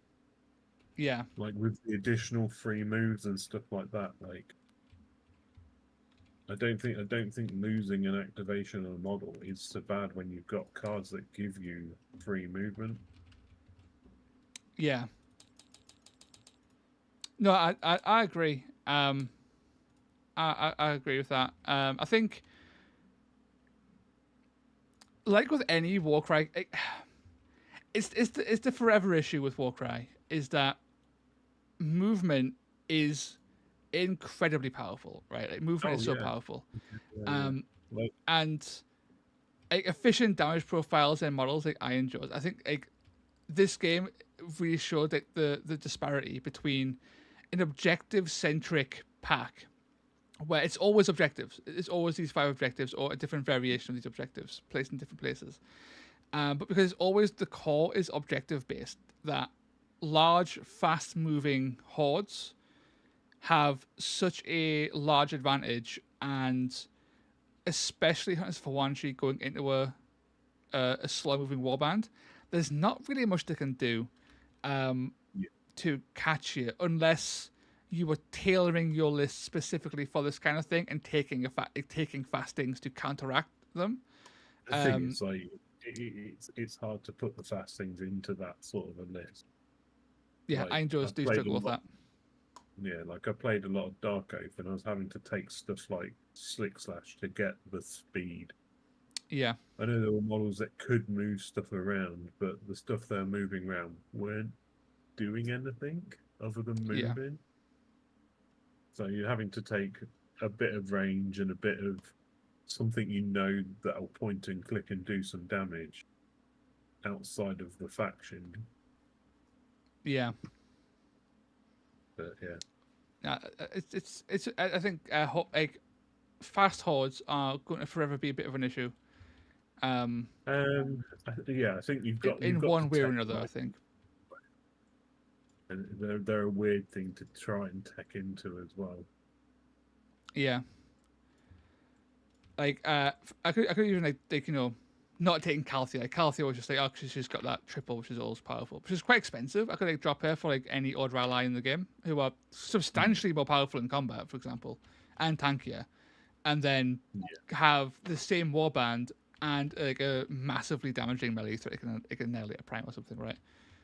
Who just stomps around, just caving people's skulls in. And like you could just put your hunters in the way, so the thing never gets charged outside of the charge you want it to have. Yeah. Never get moved into it. It could just sit there and maybe get plinked at by a mage bolt or the one or the little bit of range that's in the other lists. But yeah. No, I mean, that was a great game, man. I think what time is it now? Is it 10? Yeah. I think I am going to call the stream there. No. But thanks for letting me play. No, thanks for popping on. I will quickly read through some comments and stuff. But thank you, Joe, for popping along. It was fantastic as always. we've played plenty of games prior to this on off stream, and it's always a joy. It's a shame that we didn't match up in at UK Games Expo. Yeah, but it is a good thing. Maybe. I threw so many games away. Like I don't know what I was doing, but let's just say Slick Slash wasn't my friend that day. When I was there on game 3 into the mirror match of Vulcan Flameseekers, despite playing hundreds of games, I still forgot that I took my whip guide to whip a guy and then I didn't whip on a pivotal turn. Like set the whole turn up for a key whip to get a guy on an objective and like flip the game on its head basically. Completely forgot to do that and lost the game horribly because of it. Because everything fell apart. That was nice. I've got a similar story, but it's a different game system, so I'm not going to go into it. But it was fantastic playing you again. I'll catch you in a bit. Yeah, in a bit. Right, let's look at some comments. The twist cards need to do double the size. Yes, I was right. Yes, I made a giant twist deck, so we can never forget. I'll still forget, by the way, but to make it harder to forget. Thanks for playing, dude. This game mode is really fun. Like, what is it, the third game I've played with it? One with you, which was a Horde versus Elite. Like 2 mid-range and then Horde versus Elite, but with a speed disparity. And it's been great. I think as per usual, like I think I've mentioned before, that Iron Jaws will always struggle going into the Hunters because Iron Jaws don't really have the tools to catch them. Like Iron Jaws have a threat range for about 7 with their move, charge, attack, right? But these guys throw spears at 8 and move 12. So like it's I lost one guy. Like they're difficult to catch and hard to kill, so it's a pain in the butt. But beyond that sort of thing, there I think that it's pretty darn funky. I've thoroughly enjoyed it all. I only have this layout. I know there are other layouts. I'm sure that Eitan has them in the works if they're not already done already, right? Then mixing up the actual objective placement and stuff and the deployments would be really cool. There's more variety innate to this because of the different maps you can play on. I only ran this map though. Cool to see a new format in SPEARCRY. Yeah, dude. This along with Path to Glory. Path to Glory is fantastic as a pick up and play. I've run it. Well, I think for the past few months or weeks on stream, it's a lot of fun. And once SPEARCRY is fully implemented with a quick setup option, like with Path to Glory, I think that it's going to be ultra fast to set up and really fun to play. It's fantastic. I think I'm going to tweak the dig for treasure card to make you choose one of your opponent's objectives to loot. Yes, that'd be great. Yeah, unless you're playing pure Iron Jaws to stop weights. Yeah. Pure Iron Jaws to stop weights is definitely a way to counteract that. I believe I only waited once in this whole game though, so it might not have been massively beneficial in this scenario. And you really need to learn leading a charge and big Waz are You're right. Waz are the great equalizer of Iron Jaws, right? Is that pop a Wah and suddenly you're moving 6, right? And then you can catch all the Hunters and beat them to death. I think what's interesting to note as well is that there's been a shift in Hunters for Huanshi to take more skinks and less Huanshi's claws. The hour, how much cheaper are they? Let's pull up Warcry before we head off. Let's be distracted slightly longer, as is often the case, right? So if I plonk this like so, that should eventually zoop over on. So looking at regular skinks, like they're 60 points. That's it. That's cheap. It's 15 points different, right? But their range, I think the big killer for them, for me, is that it's not even their damage. Their damage is halved, right? So it's not great. But it's the range 6. Losing 2 inches. Losing 2 inches on the Huanchi Claw's javelin is massive. You get half the damage output. Strength 3 is substantial. It's enough to hit like a lot of chaff on 4, potentially 4+, and not always hit on 5+. The extra range is fantastic, right? You're paying 15 points and you're only getting 2 wounds, which is technically a bad deal, because you could spend 15 points on the Chameleon Skink with Blowpipe and then get 12 wounds, right? Which is, a pain in the balls, because you're still toughness 2, but you've got so few. Your damage is so much lower. Like this was an 11-man list, right, with the Calthea, and Calthea is not cheap, right? Like Calthea isn't cheap at all, and I've still got an 11-man list. I could tailor this to pretty effectively get to a 12-man, right? And at that point, all claws is fine. I think you can go big 15-man hordes. They're fine too. But I think hitting 11, 12 is usually enough, right? From playing a lot of Royal Beast Flayers, 11, 12 is usually enough to exist and be fine. And going beyond that, it can work. I mean, I ran Tarantulas Brood for a long time, running 15-man, and it does feel great. But I think it is oftentimes not necessary. I don't think for one sheet necessarily need to go that high. By the way, isn't the Huanchi list expensive? It is. It's 75 points per claw is quite expensive, but the claw is also really good. In multiple instances, having 10 wounds meant that the Huanchi's claw didn't die, whereas a regular skink would have died every time. So the 10 wounds is very, very substantial as a durability increase. It also means that a lot of 3/6 damage so 4/8s don't kill you easily. 3/6s don't kill you easily. 3/5s don't kill you easily. A lot of the reliable low attack, high damage things don't actually kill a Huanchi's Claw easily until you hit 5/10s, and then yeah, you're gonna die regardless, I guess. Joe said, yeah, when you have the numbers, you don't need to wait. Yeah, waiting is really helpful.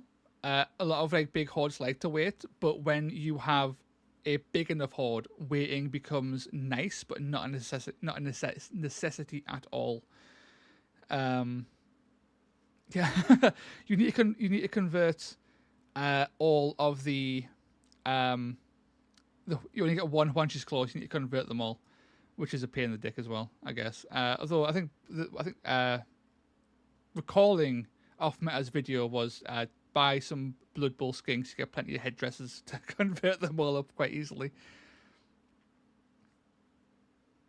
Yeah, losing 2 inches anyway is a massive loss. Range 6 is not long enough. When you're this squishy, going to range 6 is a death sentence.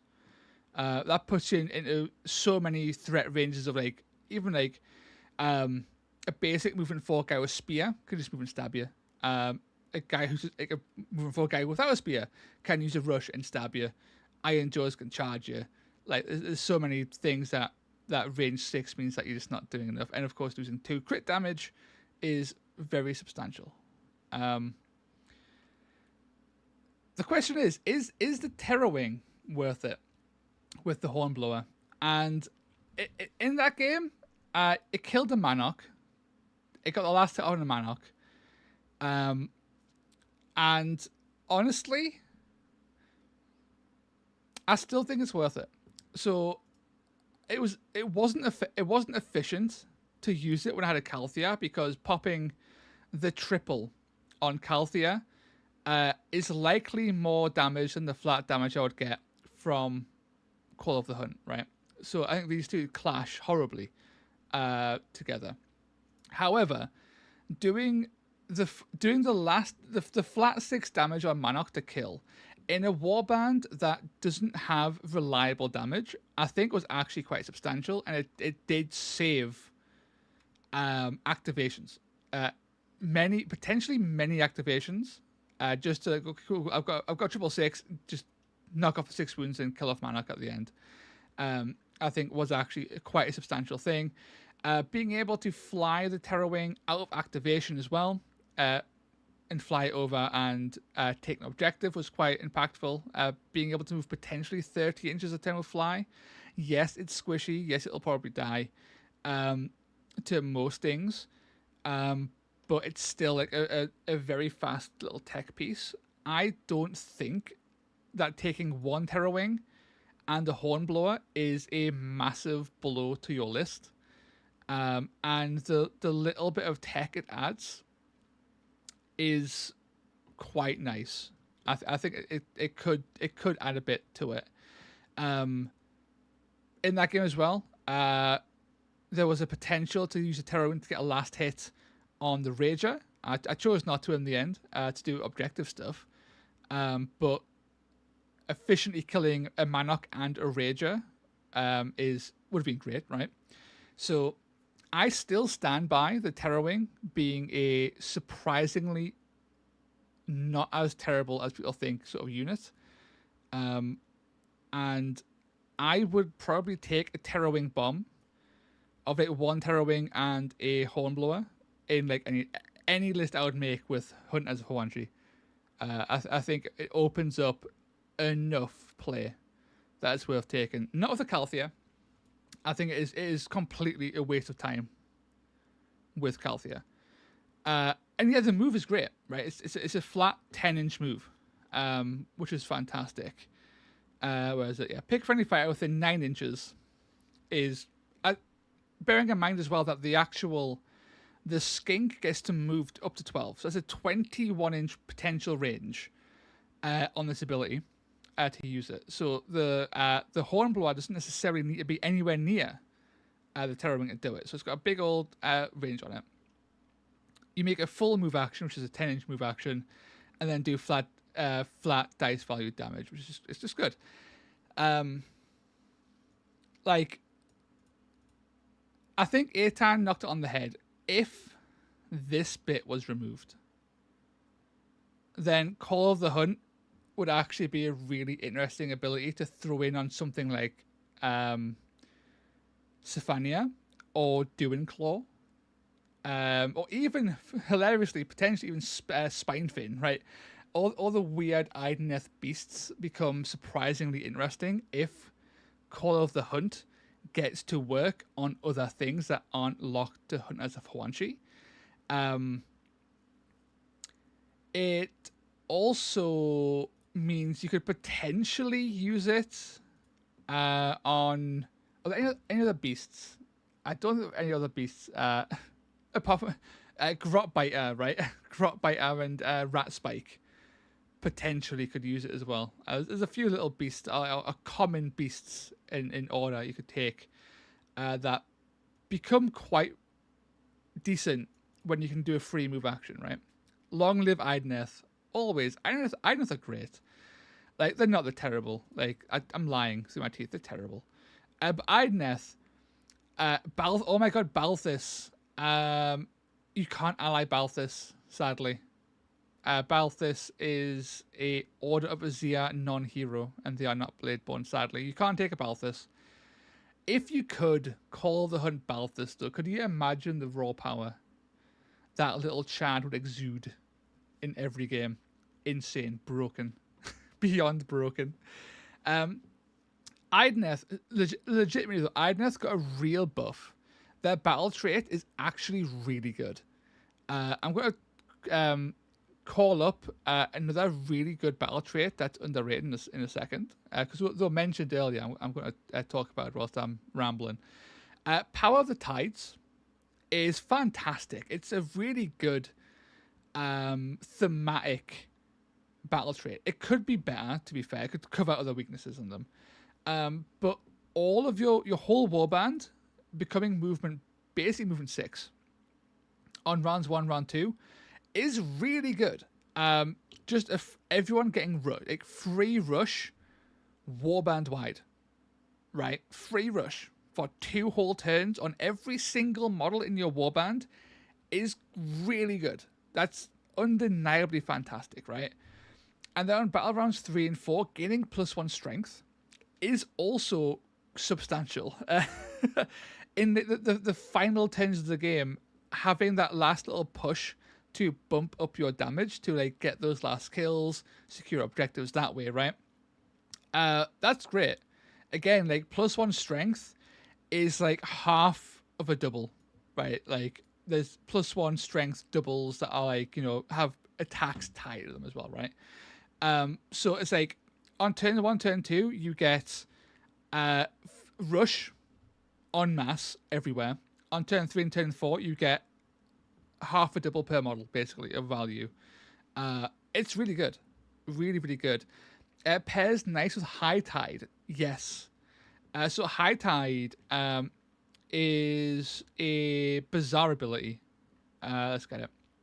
It's a triple. It only works on round 3, which is crazy.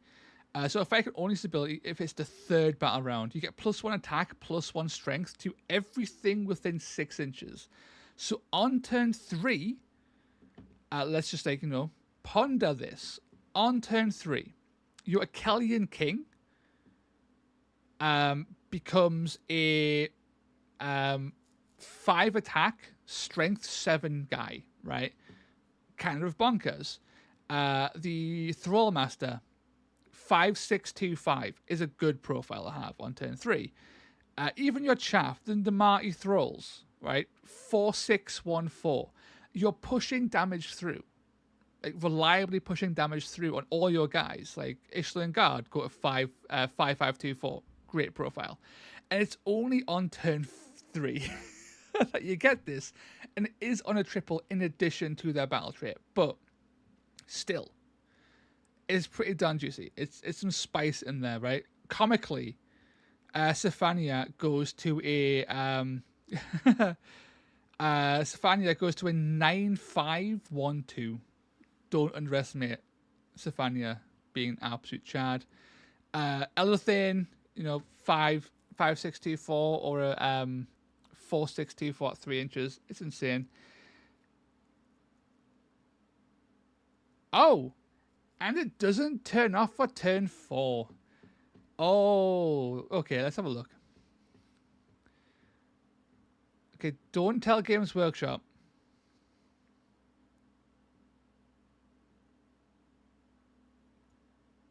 Okay, that's okay.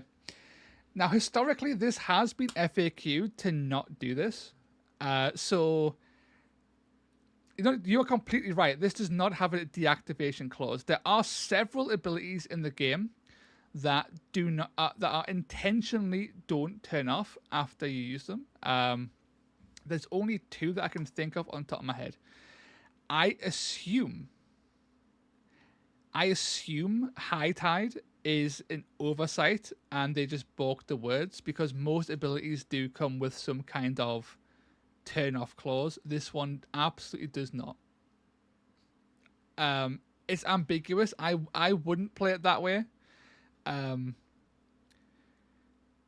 That being said, because you're playing Idneth, if any warband could pull off the argument that this lasts turn 3 and turn 4,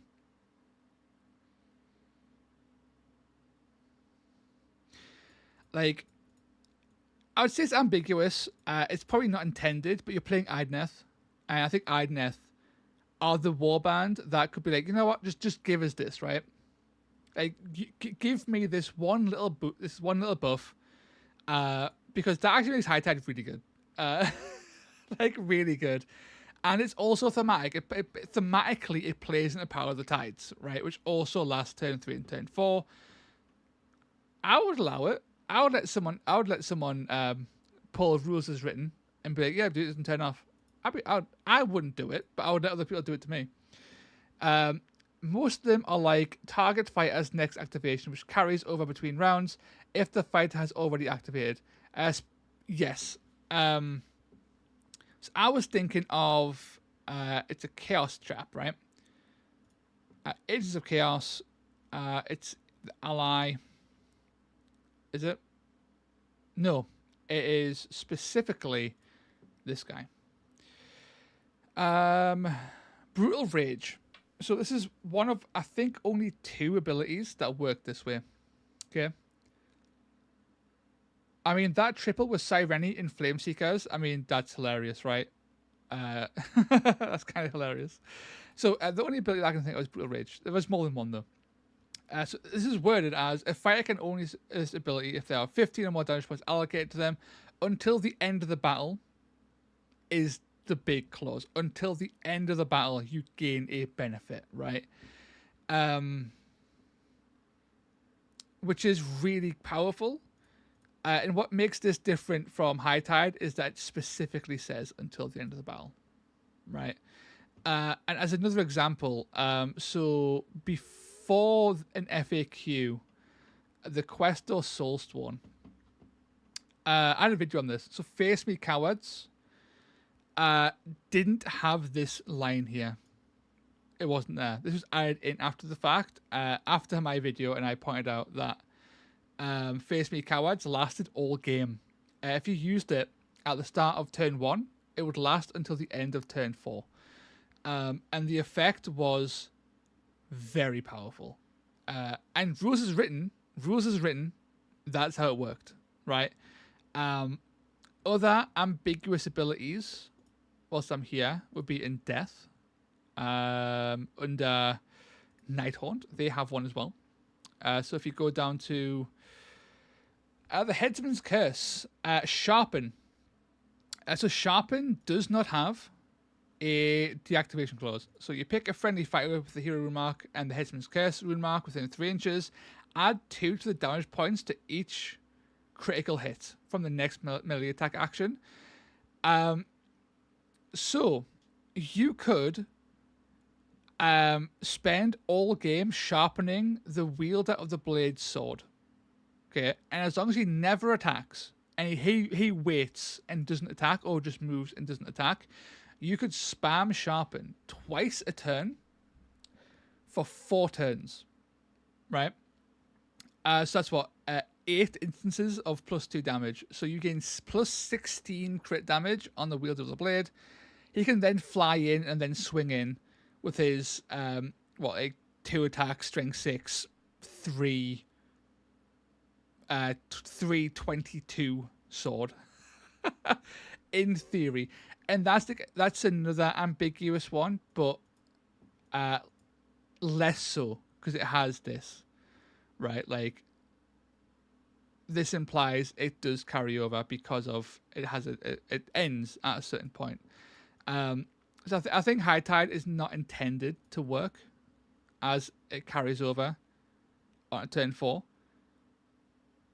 I would allow any Idneth player playing pure Idneth to absolutely game the fuck out of the system and do that, though. If I was TOing, I would say they could do this. If I was being played into this, I would say yes. I would 100% allow them to do it because it's thematic and they fucking need that buff. Because basically beyond that, right, the only good things in Idneth, like the Kellyan King is undeniably okay. Like moving 10, fly, 35 wounds, an okay damage profile. He's got some great abilities, right? He's basically a Varan guard for a bit of a premium, right? Because he can fly. But beyond that, no joke, this is all terrible. This is all not good. But then you get to their Bladeborn, and my god, their Bladeborn is universally fantastic, right? Sirenia of the Abyss is unbelievably good.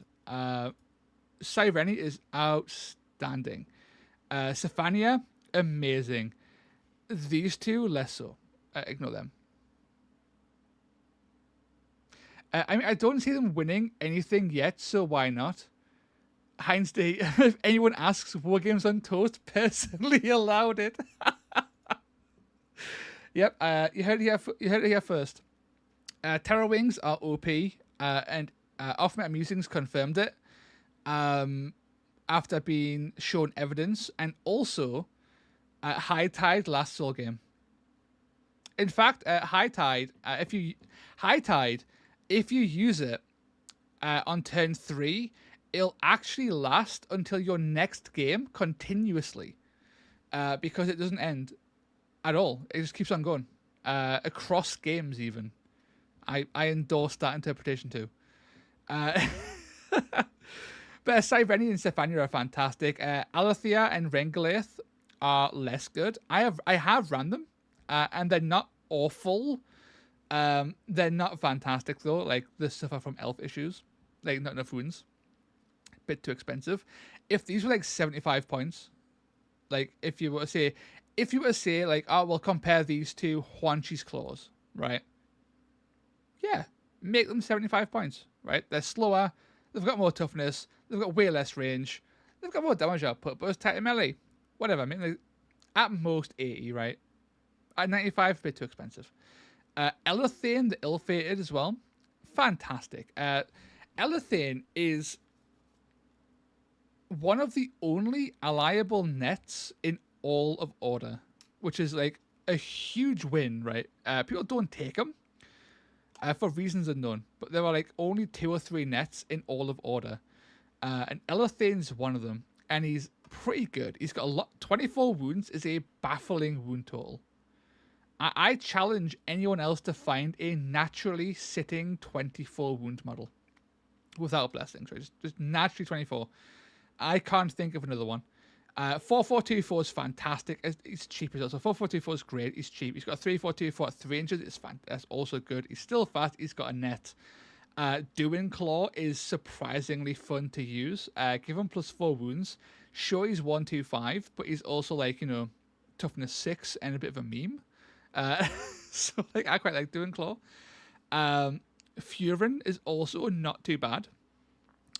It's again not great though, but 120 points, packing 16 wounds, 4-3-2-4 is fine. Tamiel's amazing. Got a pull. I think the only pull in Order potentially is on Tamiel, on a triple. Really good. Spine Fin's terrible, but also movement 12 flies, hilarious. So run it. Yeah, man. Tamiel, pull buddy. Like, Tamiel's fantastic, right?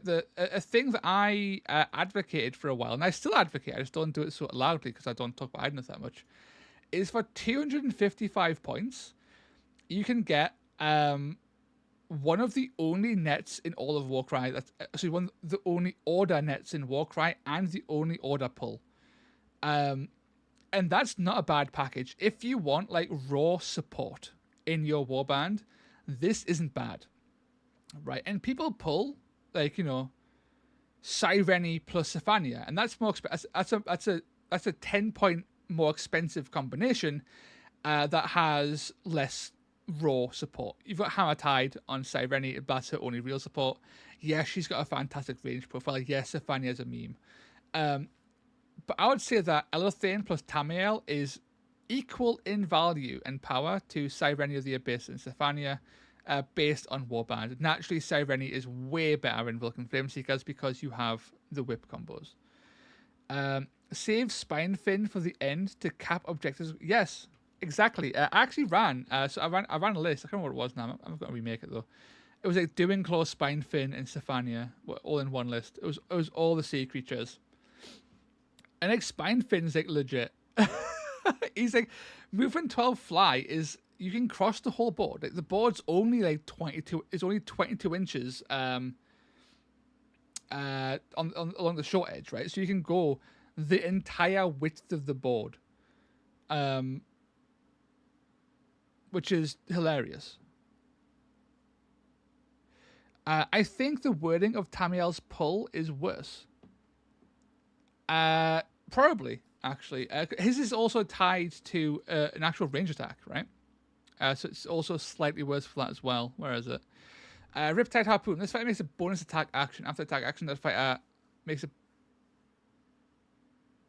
Oh yeah, they completely they did not have. Yeah, they've either forgotten or intentionally removed the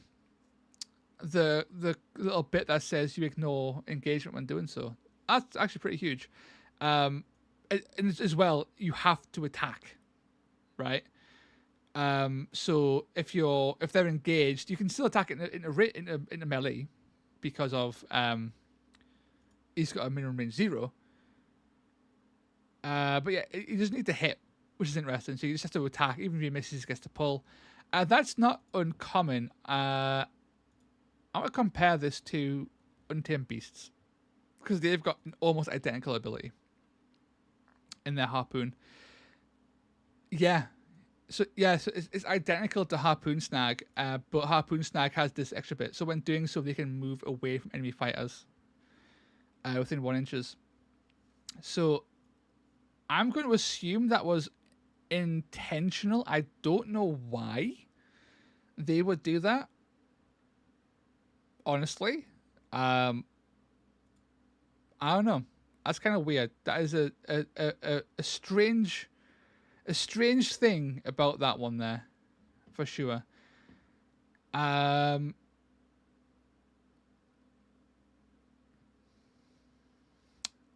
Interesting. Hypnotize. Apitrax also can't do it. Damn, Bjorgen has 24 wounds. Son of a bit. Damn it, I've been beaten already. Yeah, so Hypnotize, Apitrax also cannot be pulled out of combat. So now there's two. There's 2 pulls that were found now that cannot be used. I want to know how many people have ran Apitrax and assumed you could pull them out of combat. Simply because, you know, it's this one and freaking Tamiel, who are the exceptions, right? And who the fuck plays Tamiel? Apart from me and probably Doug or Heinz D, right? Bjorgen Thundrick. My boy, he packs 24 wounds. You're right, man. Blocking's king shit. Coming in with the immediate shutdown, right? With the 24 wound fucking Bjorgen. So apparently this is tied exclusively to random ass Bladeborn. Speaking of Bjorgen's great. For 170 points, Bjorgen's actually kind of great. That range attack, the 3525, is a really good range profile. And being a Caradon hero, he's like also, you know, he's got like access to Fight for Profit, which is fantastic.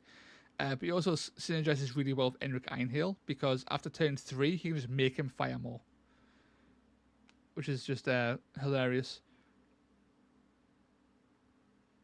Yeah, it's just expensive enough to make blessings more expensive. Games Workshop, god damn it, it's right. Although not wound blessings, I guess, because wound blessings I don't think go up in price at any point, right? I am rambling endlessly. I can't help myself. Yeah, wounds don't actually increase in price, so you could potentially get +4 wounds and not suffer the consequences of being 24 wounds, right? But that was a good ramble. That was a good old ramble. Where's Idnath again?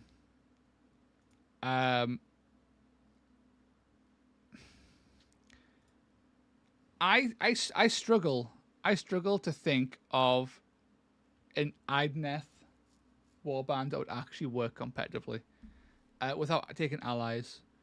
And even then, I think you'd be really struggling. Because it's not good enough. Tidal Raid it's frustrating. I find Tidal Raid to be, because it's optional rules largely for narrative, right? And it adds so much theme to them, and I love it. It's a shame that half that theme is making them even worse. And I say, come on now, don't do them dirty like that. Don't make them even worse. But finally, before I go, Lethal Gaia. Oh no, it's even there. Where's the battle trait? The Idrilin Riverblades are so underplayed that Warcry has not got their battle trait on their actual page because no one cares. Oh, poor guys. So the Idrilins, the river winds its way is, and I'm not even joking, right? One of the most interesting and potentially powerful battle traits in the game. Again, because the activation of just being next to terrain, right, isn't that hard to do. Warcry's terrain dense, right? So you get +1 movement if you start a move action. Okay? Now, you might think it's just for... And the mistake people make, I'm going to assume my viewers don't make this mistake, is that they think that you get that +1 move on just that move action, and then you forget this bit until the end of activation. So what you can do here is bounce between terrain. So do one move action, start next to terrain, move, get the +1 move, end your move action next to terrain, and then this triggers a second time, letting you then move with +2 movement on the next move, giving you access to...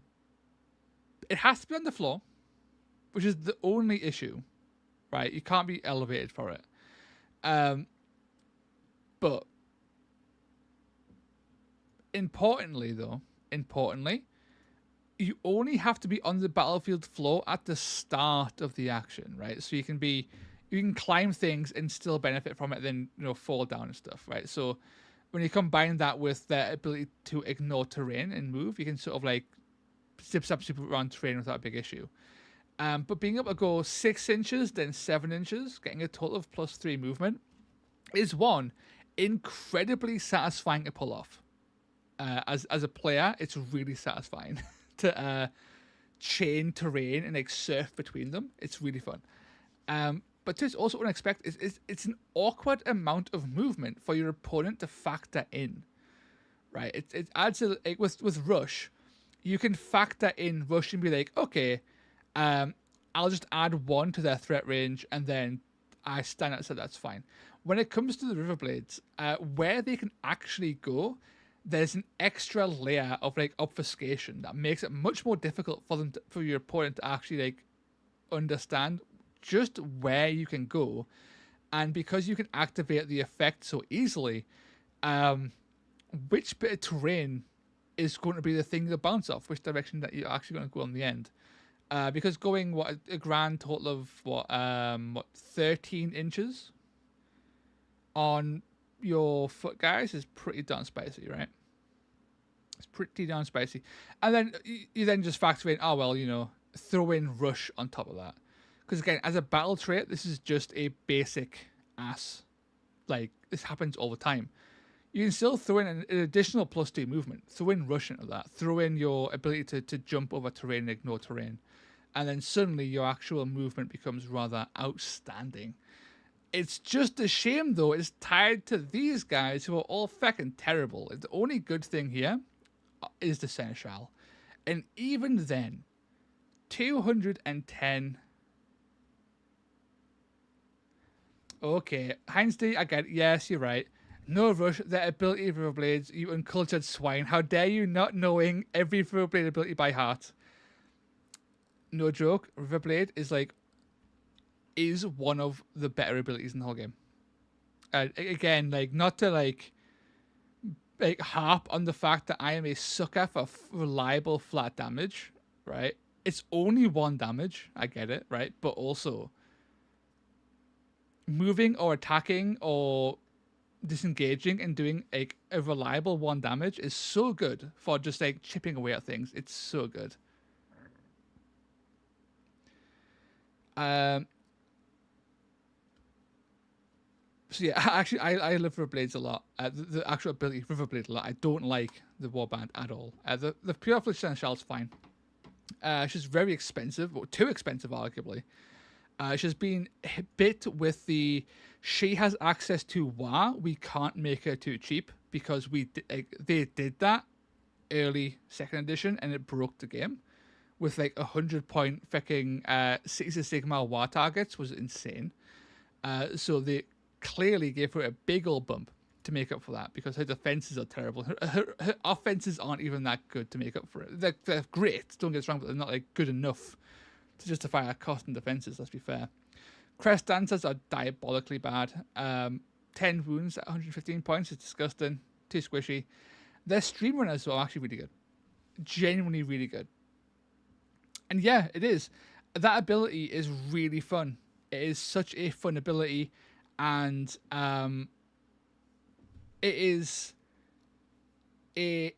endlessly satisfying getting the last hit with a throwing dagger is wonderfully satisfying. I love doing it. Do you have to take the damage with twist wield before the effect works? I want to guess that, yeah, twist wields are also no one cares, so they don't have their trait in here. Let's have a look. I believe you take the damage first, so you can die before it pops off and you don't do the damage. But I'll check. At the end of the battle round, you can choose a friendly fighter within 1 inch of one of my enemy fighters. On a 2+, allocate 1 damage point to that friendly fighter. If the friendly fighter is not taken down, you then allocate D3. Do you have to take damage with Twisted Battle Trait before the effect works? Yes. Oh, no, just take damage.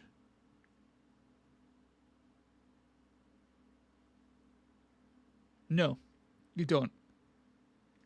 Right? Only 2+, allocate 1 damage to that friendly fighter. Full stop, right? So that's like, that if that fighter is not taken down, maybe, I don't know. I'm going to say yes, you do need to take that 1 damage.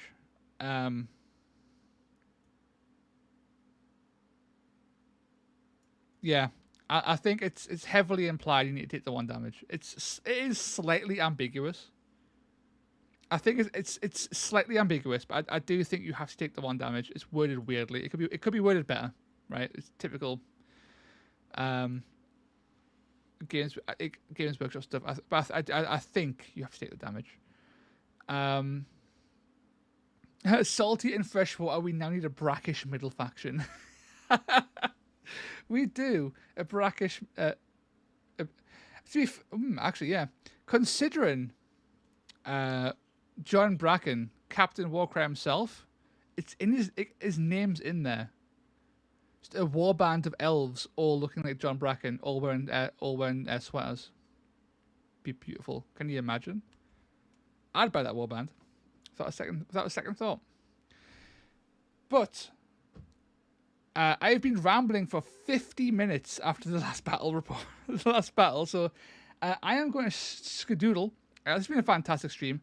Again, massive thank you to Eitan and Off Musings for making SPEARCRY as a new mode to play. It is wonderfully fantastic, and it'll only get better going forward as tweaks are made and new maps are added, and it's being given full TTS implementation. It'll be unbelievably good.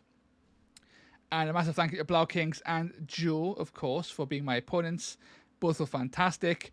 Even if I and Joe's did get their teeth kicked in by teeny tiny little lizards. By the way, the Free Guild Cavalier Arch Knight. Blau Kings, I don't believe you. I need to check now, though. God, it does. God damn it. Games Workshop. I said my whole chest. Whole chest. I challenge anyone to find 24 wound guys. And there's loads of them. They're everywhere. I'm just stupid, apparently.